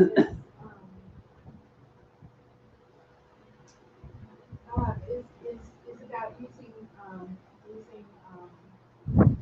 drugs, for example, Yes. mushrooms or LSD or whatever. Yes. To see some of the, to shake it up and see reality. Is that what are the benefits or the dangers of doing that? In my experience, this kind of experiments where you put yourself outside of your normal perceptual framework can be extremely valuable and very useful for this inquiry. And the only dangers inherent in that are the dangers inherent in any experiential venture. You know, like you ask me, what's the danger of driving home? Well, there's not much danger except for all the other cars on the road. But I mean, The worst thing that can happen is you'll kill yourself or go crazy. Put it that way. So it's not so bad. But neither of those is particularly likely to happen. You probably won't kill yourself and you probably won't go crazy, so there's probably not a whole lot of risk. You would weigh on the side of the benefits that it would be. I would. I don't set myself up as an authority in that kind of thing. But I think, you know, in general, in this investigation, it's very useful and very valuable to put yourself outside of your normalcy. In a certain sense, our normalcy is our enemy because it lulls us into falling back into the ways that we usually approach things, and which is kind of a dullness. Whereas when you find yourself in something you're not used to, it forces you to sort of be alert and pay attention and reassess. Just spontaneously, the mode of engagement is one of, wait a minute, what's going on here? And just that alertness and lack of reliable orientation or boundaries is really useful. And then you can bring that same alertness or that same perspective with you back to your normalcy and discover maybe your normalcy wasn't really so normal after all. But, you know, drugs is one way. There's all kinds of disorientation techniques which can be very useful. You know, physical exertion can be good because it can put you in a different way. Extreme, you know, aesthetic transport can be good, like really losing yourself in music or something like that. I mean, there's all different sorts of ways, perhaps, but the whole point of the thing is to get yourself outside of your normal experiential modes into something that's some degree unfamiliar, because it shakes it up. It provokes you to be with it in a fresh way and to see it from a fresh angle, which gives you like a kind of a triangulation. If you see your experience always from the same angle, you can be lulled into the notion that it's just a simple, dull thing. But when you see it from different angles, you get, you're familiar with seeing the world one way, and when you see the same world, when you're blasted out of your head on LSD, it looks very, very different. And wow, what's up with that? And so that's provocative, see? And it's not that the drugs is a good thing or a bad thing. It's just that is one way of forcibly affecting that kind of a change in perspective. But there's all kinds of techniques. I did that when I was young, when I was a teenager, the LSD, which I thought it was a great experience. But then I've also had that experience without drugs, having a very profound experience. And it was very life-changing. Yeah. Well, if you pursue the kinds of exercises and experiments we've been talking about this weekend, you can find yourself in the same kind of fresh perspective. You can find yourself in a virtually unknown orientation to your experience, because that's available without any extra aids, because your experience is so wild already, and if you let yourself notice that wildness, you're off and running without needing to do anything special. Just let yourself see it. Our normal modes of perception are very, very heavily censored by the mind. The mind turns this really wild, bizarre irrationality into a dull, predictable normalcy, which does not really exist except in your mind. And your mind is very powerful to virtually create it. And once it virtually creates it, you feel like you're stuck in it. But you're not really stuck in it, because you're the one that's putting it there. And in fact, what's really here is utterly beyond that. And you so all of these tricks are about letting yourself notice that, letting yourself see that, and then you're utterly beyond that normalcy, without going anywhere. Because this already is beyond your normalcy. You just need to let yourself see it. I mean, you don't need to, but you can let yourself see it. Yeah, I would like to. I mean, I do in some sense. Well, of course you do. You wouldn't come to a talk like this if you didn't.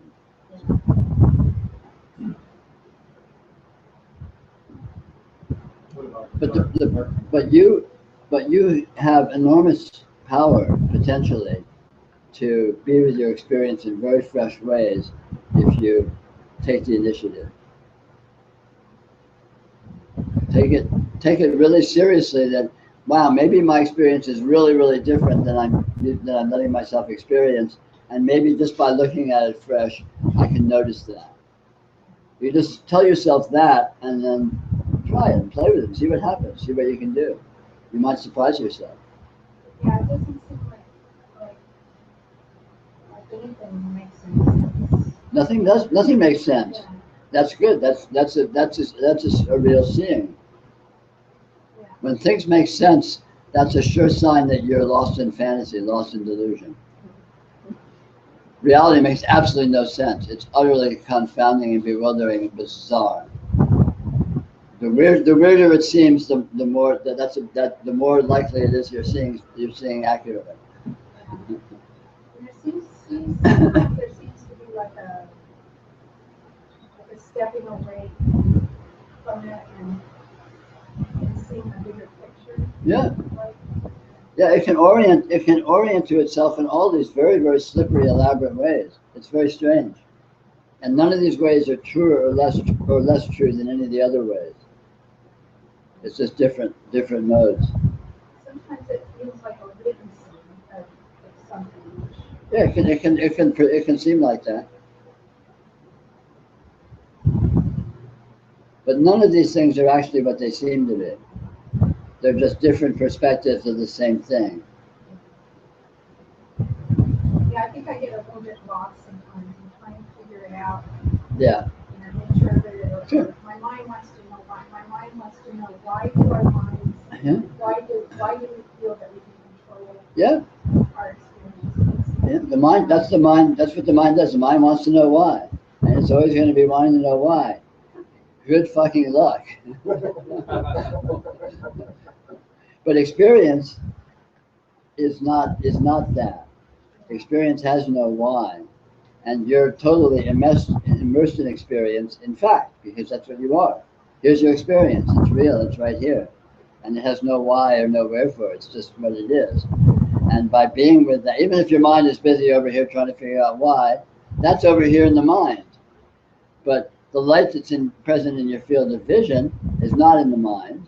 And the mind doesn't affect it one way or the other. So you can be with this light in your field of vision, and the mind can be tying itself in knots trying to figure out why. And meanwhile, you can be over here tripping on the light and really going, wow, this is incredible. Or whatever. I mean, I tend to use light often as an example in field of vision, but this applies to any experiential field whatsoever.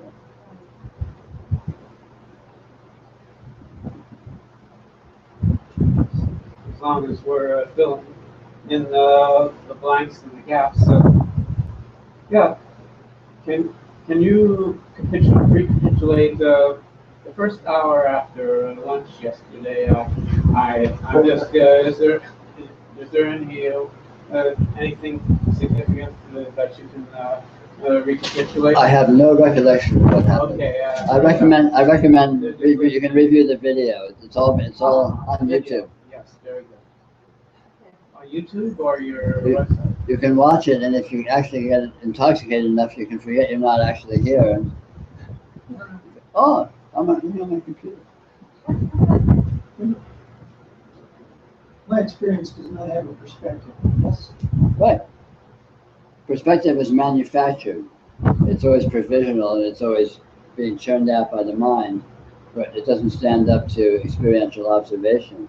You can't tell where experience is being seen from, and you can't tell where it's being seen. It's just this here-ness. I mean, look for yourself and see what you see. That's what I see.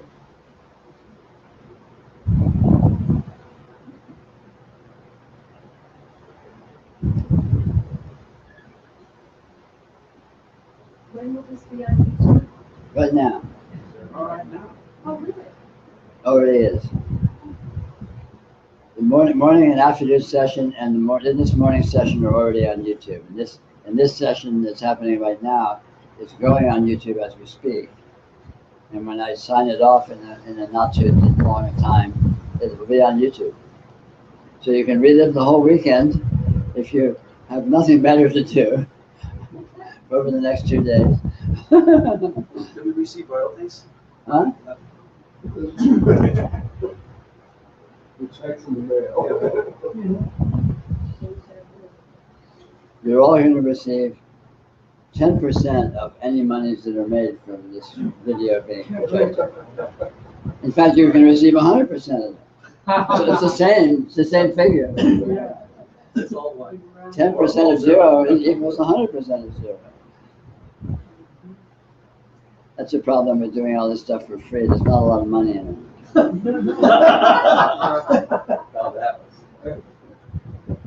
Brings up the question, well, the personal question is, if you do all this free, how do you support yourself? I'm retired, and I managed to get by somehow. Luck, ultimately.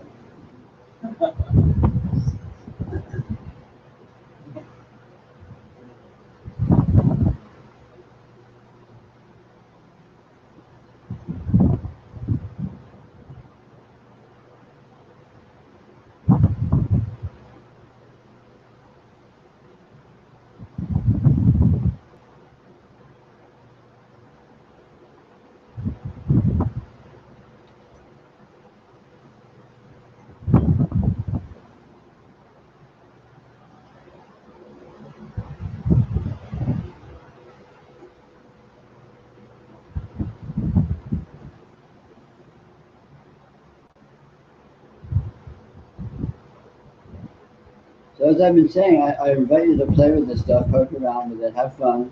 A real good attitude in approaching this stuff is to be playful, to be lighthearted, treat it like a game, treat it like a lark.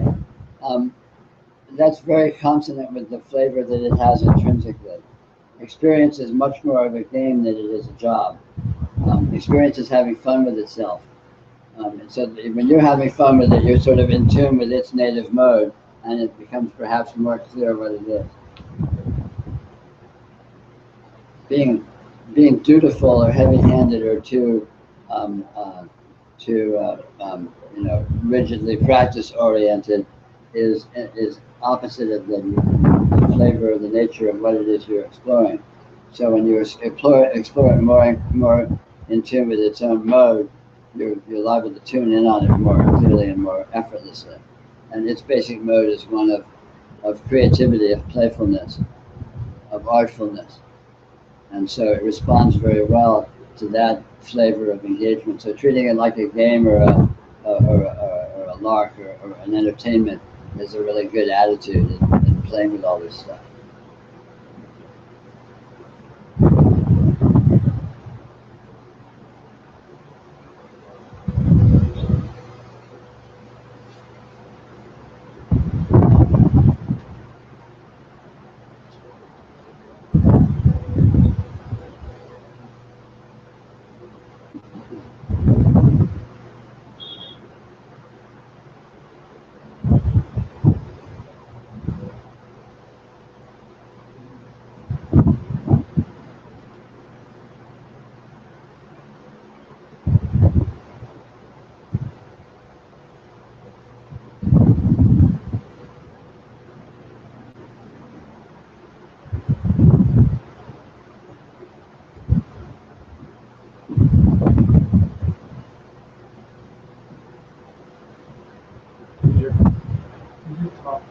Say a few words about the whole self-assessment versus where am I at and stuff like that. It can be very difficult to self-assess in this spiritual investigation. And as a yogi, it can be tempting to see, well, how well am I doing? Am I getting it? Am I evolving? Am I getting close to enlightenment, or am I just some totally clueless, newbie who's just out in left field and all that?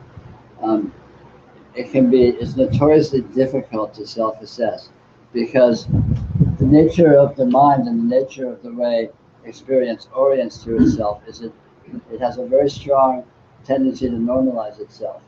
So in other words, no matter how much the ways in which you're with your experience will develop and evolve, it will tend to feel like normalcy. It will tend to feel like the same old within time.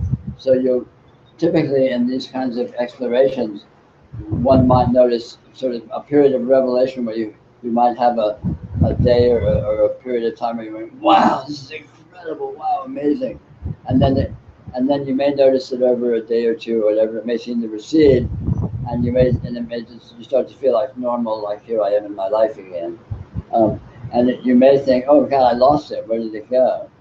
But it may be that you didn't lose it. It may be that you just moved into this mode, but the nature of it's no longer like being contrasted with your previous mode, which makes it feel special, and it's just this new mode which begins to feel like normalcy, because it becomes your new normalcy. And so this phenomena is very interesting, and it makes it very difficult to self-assess. You can meet people who are profoundly realized, people who are bona fide hardcore enlightened, and to themselves, they may feel like it's just them, same old Joe Schmo going about their business. Even though, in actuality, they're it. That's the real thing. They get it. They know what this is most intimately. And so we continually come up against this phenomenon in trying to self-assess where you are. You'll notice that wherever you are, no matter how subtle and how profound the sensitivity of the ways you are with your experience and how penetrating your insight, after a while it's going to feel like same old. It's going to feel like, well, here I am, what am I going to do today, kind of thing. And anyway, so this makes it very difficult to self-assess. But for self-assessment is unimportant because the whole sort of gamesmanship of how well am I doing? Am I winning or losing? Am I improving or am I just kidding myself and all that is largely irrelevant. The point is to keep being with this, and simply by being with this with intelligence and sensitivity, it by its very nature will unfold itself. It by its very nature progressively refines your experience infinitely, unendingly, eternally. And it's not a matter of how well you're doing or where am I winning the race or whatever. It's just being with this ongoing engagement, the ongoing sincerity of being with this, feeling it, letting it show you what it is, and that is your reality. It's always been your reality, and it always will be your reality. So that's it. And all these concerns of self-assessment and all that are ultimately pointless. But you may find that they're also impossible for this very reason. So it's, but it is an interesting issue. For me, I used to be very naggy about myself and how am I doing, how am I experiencing stuff. I found that it's not as relevant or it's relaxed. Yeah. As an honest moment. Yeah. There's a lot of overriding symptoms that will show up as a yogi progresses. Relaxation is one of the dominant ones, a kind of a looseness, a kind of an ease, a kind of a spontaneity, not really caring a whole lot. It's one of the dominant signs of successful spiritual unfoldment. Spontaneity is another one. Functional intelligence is another one. Being able to spontaneously do what a situation needs without needing to muster up a lot of process. These kinds of things. But again, that's not particularly important in itself. But as you engage in this, you will begin to notice these kinds of things more and more in your own experience.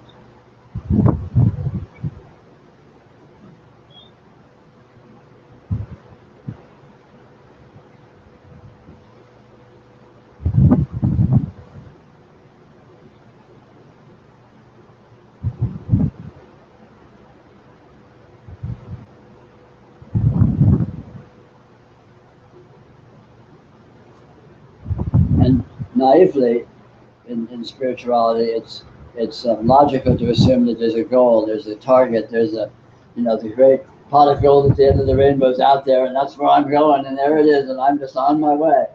And that's a wonderful notion, but it's not actually accurate. What one discovers and what one realizes in spirituality is what has always been the case.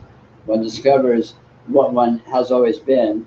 One discovers what this has always been and what this is ongoingly and always will be ongoingly. And one simply is with that more and more relaxedly, more and more engagedly, and more fulfilledly. As opposed to some newness or some great, achievement out there, some big trophy or some big whatever, right? One discovers the actuality of normalcy. One discovers the actuality of life. One discovers the actuality of ongoing reality, and the great beauty and fullness of that. And it turns out to be exactly the same as it's always been, and always will be, of course. And that turns out not to be a bad thing at all.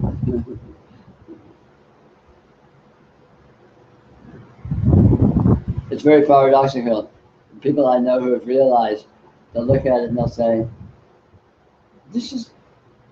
I always knew this. This is what it always was. I always knew this. And yeah, you get to where you were. You get to where you've always been. And it's like, oh, and I always knew it. It's like this, and I always knew it was like this. And now I realize it's like this, and that's what all the fuss is about. Wow, how funny.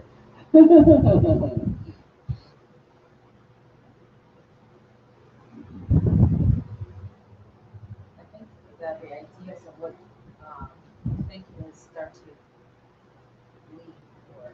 So I used to think that it should look a certain way, right? Like, I was some kind of like gaping hole of blackness supposed to open up and stars would shine. Yeah. I don't know, some ideas that I have. But I see more and more that it's just this and it looks like this. That's how it looks. and that's what it looks like. Yeah, exactly. But having said that, you can't find a specific this. So it's Yeah, you get to appreciate its slipperiness. Yeah. And sometimes it is a gaping hole with stars in it. Yeah. But it can also be just hanging out in Helen's living room on a hot day. Yeah, but what changed is that I'm not looking for the gate. Yeah, you're I not mean, sticking it's that special. Yeah, it's showing up like this, and that's it. That's it's showing up like this. Yeah. One discovers that there is no specialness, or more accurately, one discovers that there's nothing but specialness. And this is unutterably special, and it always has been, and it always will be. Without needing to be special.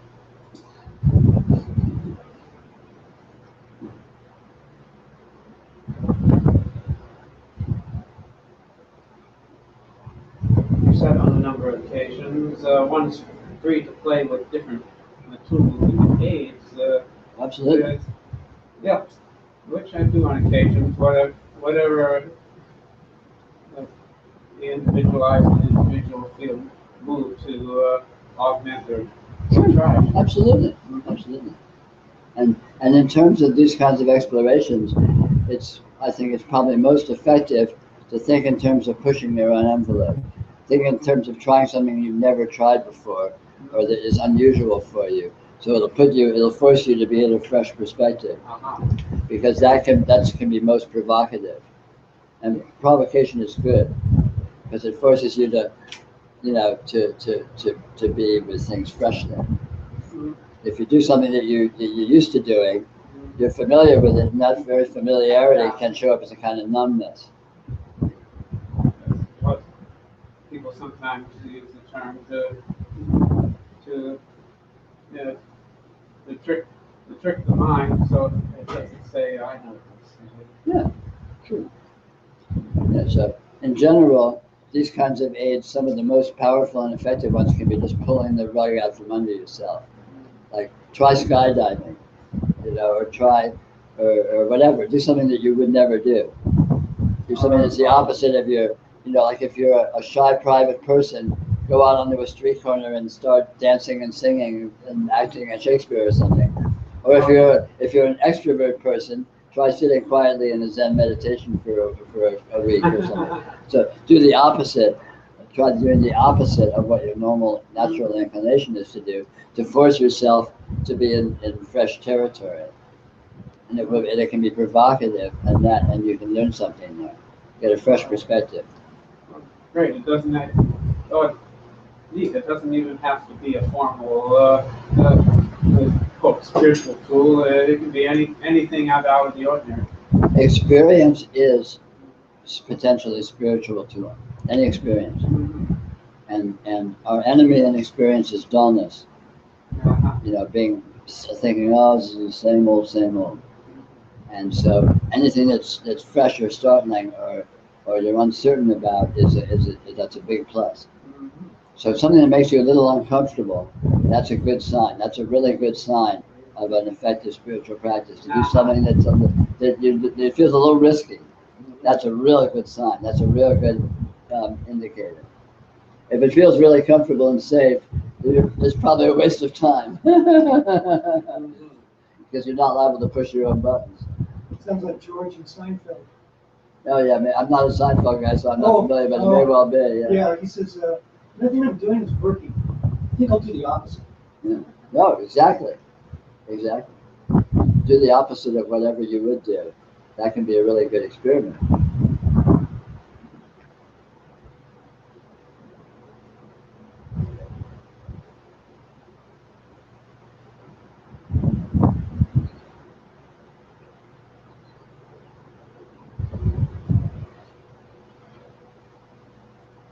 In a way, that's what these talks are for me. In a way, I hate doing these talks. I'm basically a sort of a private, quiet person. When I'm at home, or how I spend most of my time. If I have nothing I have to do, I'll be sitting quietly reading or whatever, by myself more or less. And this kind of public, being in public and being forced to expose my point of view and being forced to present myself and all of that without any kind of a formality to hide behind. It's very much not me in terms of my temperament, you know, my nature of who I am, what my personality is like. And so doing this is very provocative for me in that sense. You know, it always forces me to fresh perspective, which in a way you could say is my spiritual practice. I gotta think of you as a hugging saint.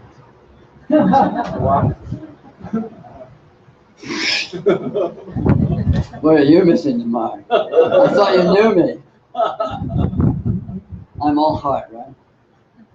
Touchy feeling. Sadness of it, I think. Yeah.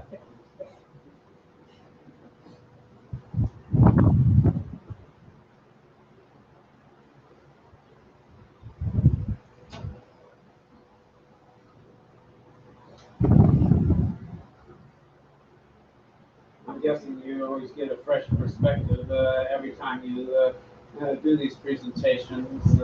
Sure. It hasn't become more familiar or predictable. Not in the least. I never know what I'm going to talk about. I don't really have a platform or a. Sometimes I'll know what my first sentence is going to be. Sometimes I have a sense of what I'm going to start with. I'm going to say something, and then I have absolutely no idea what's going to happen after that. So I'm forced to basically talk about what I see, which is what comes to me. You know, I look at this presence of my experiential field, and I talk about it, and I talk about what it's like, and I talk about ways of erroneous seeing of it that I'm very familiar with from my past experience, and I talk about ways in which it is utterly beyond that I'm more familiar with in my present experience, and so on and so forth.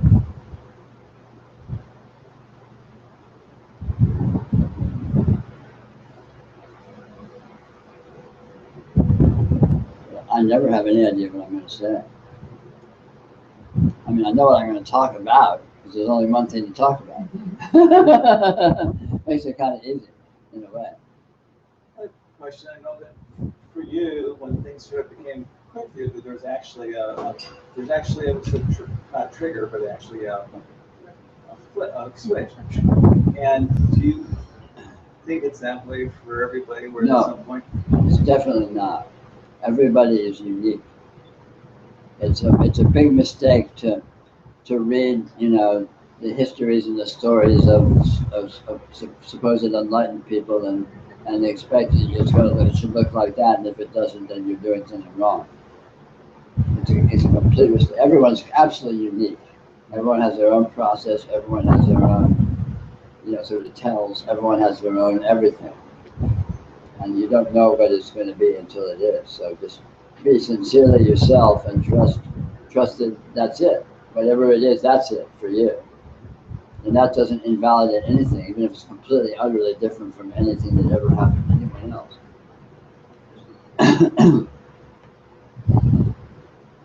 So, I guess, correct me if I'm wrong, initially you weren't looking for a teacher, per se, a guru or something like that. And yet, weird shit started happening. Yes. Around this person. Yeah. Well, I was very actively. I was a very active, let's say, metaphysical explorer. I was not looking for a guru. I was not looking for a teacher. Nothing like. I was not looking for a structure at all. But I was very, very individually, orientedly questioning everything, radically. And I was very surprised when as some of you may know, I met this remarkable man who was at the time was a friend of my mother's, this Italian guy named Pino Tirola. I met him, and nothing about him was what I expected him to be, in these terms, in terms of what he ended up being to me. And but I could tell, wow, there's something going on here. And I was very perplexed and surprised by that because it was so utterly different than what I expected. It was like, how can that, this isn't it, but there's something there. What is that? What is that? So yeah, I mean, Did you say overtly he didn't pull apart? no, he wasn't. There wasn't any part. He was just a strange guy. He was eccentric, Yeah. and he wasn't particularly spiritual. He certainly wasn't a teacher. He didn't have a shingle out or anything like that. He was just this rather strange, eccentric guy. The one overt thing about him that set him apart in this context was people said he was psychic. What does that mean? But anyway, people would say, "Oh, he's psychic. He does psychic things," and they didn't know what that meant. And I knew what I expected that to be, but I didn't. But he wasn't that, and so that was part of the curiosity. It's like, wow, what's with this weird guy? Who is he? What's he doing? He's not fitting in any molds of a role that I would expect to see. But there's something going on there. There's something there. There's something very for real there. And I was tickled. I was really curious. I was like, what's going on here? And so concurrently, I mean, I met him when I met him and acknowledged him as interesting when I was maybe 15. And I hung out with him to various degrees very loosely over the next, 5 or 6 years.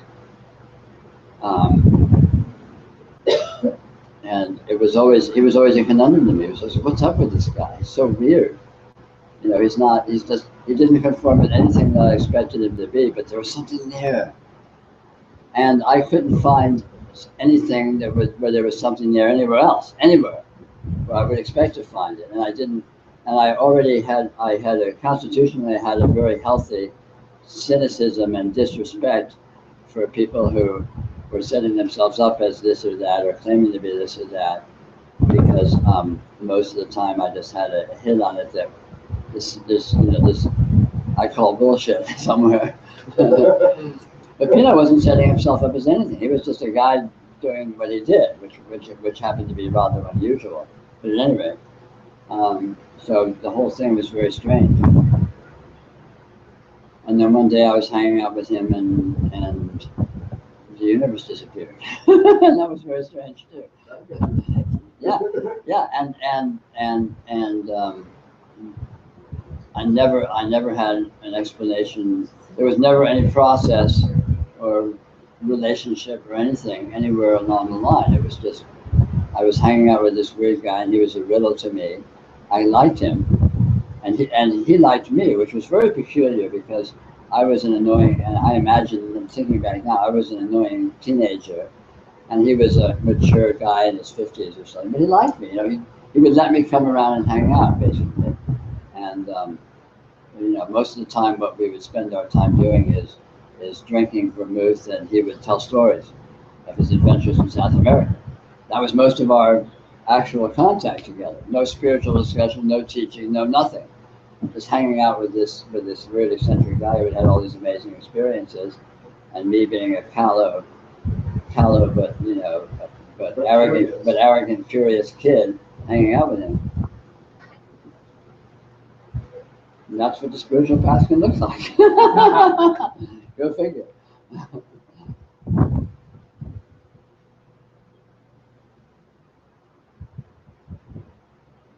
can reconcile the experience of the universe and reality day and life for many years. Right? No, exactly. For me, that was all a big puzzle. For more than 20 years, I was kind of living in two worlds simultaneously, and I was basically nuts. I couldn't make sense of any of it.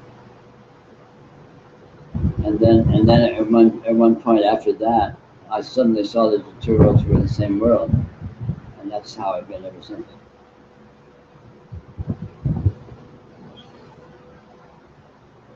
And everything that I present to you all in these contexts is the perspective of the way in which those two worlds are the same world.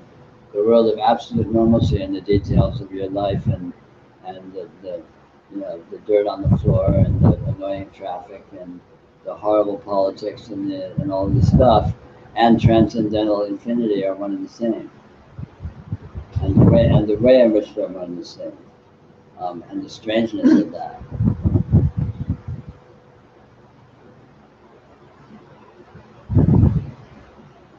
When you say the universe disappeared, I can't possibly describe it. I saw what this is. It's the best way I can put it.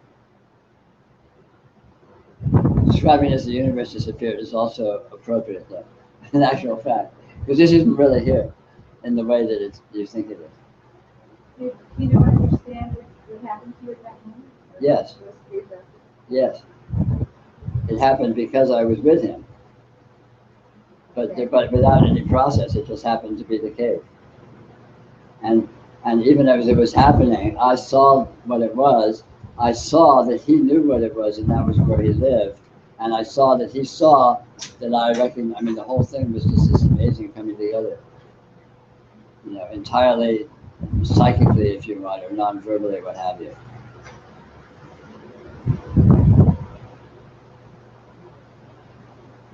But anyway, like I was saying with Stan, these are details of my narration of my supposed history, and it's completely irrelevant to you. And to expect it to have any relevance other than as a curiosity is really a mistake. The main thing is to be in the reality of your experience, and that itself is a path straight to absolute reality. And that path looks the way it happens to look, and it may or may not conform to anyone else's description of what their path was. And it may or may not be spectacular, and it may or may not be anything at all. That's not the point. The point is what it is, not what it looks like. And the most powerful thing for anyone, the most powerful thing for you is your actuality, the normalcy of your experience. That is your PowerPoint. Not trying to have it be something else, some special thing or something. So exactly where you are is your point of power, is your access point to transcendental reality. Always an ongoing thing.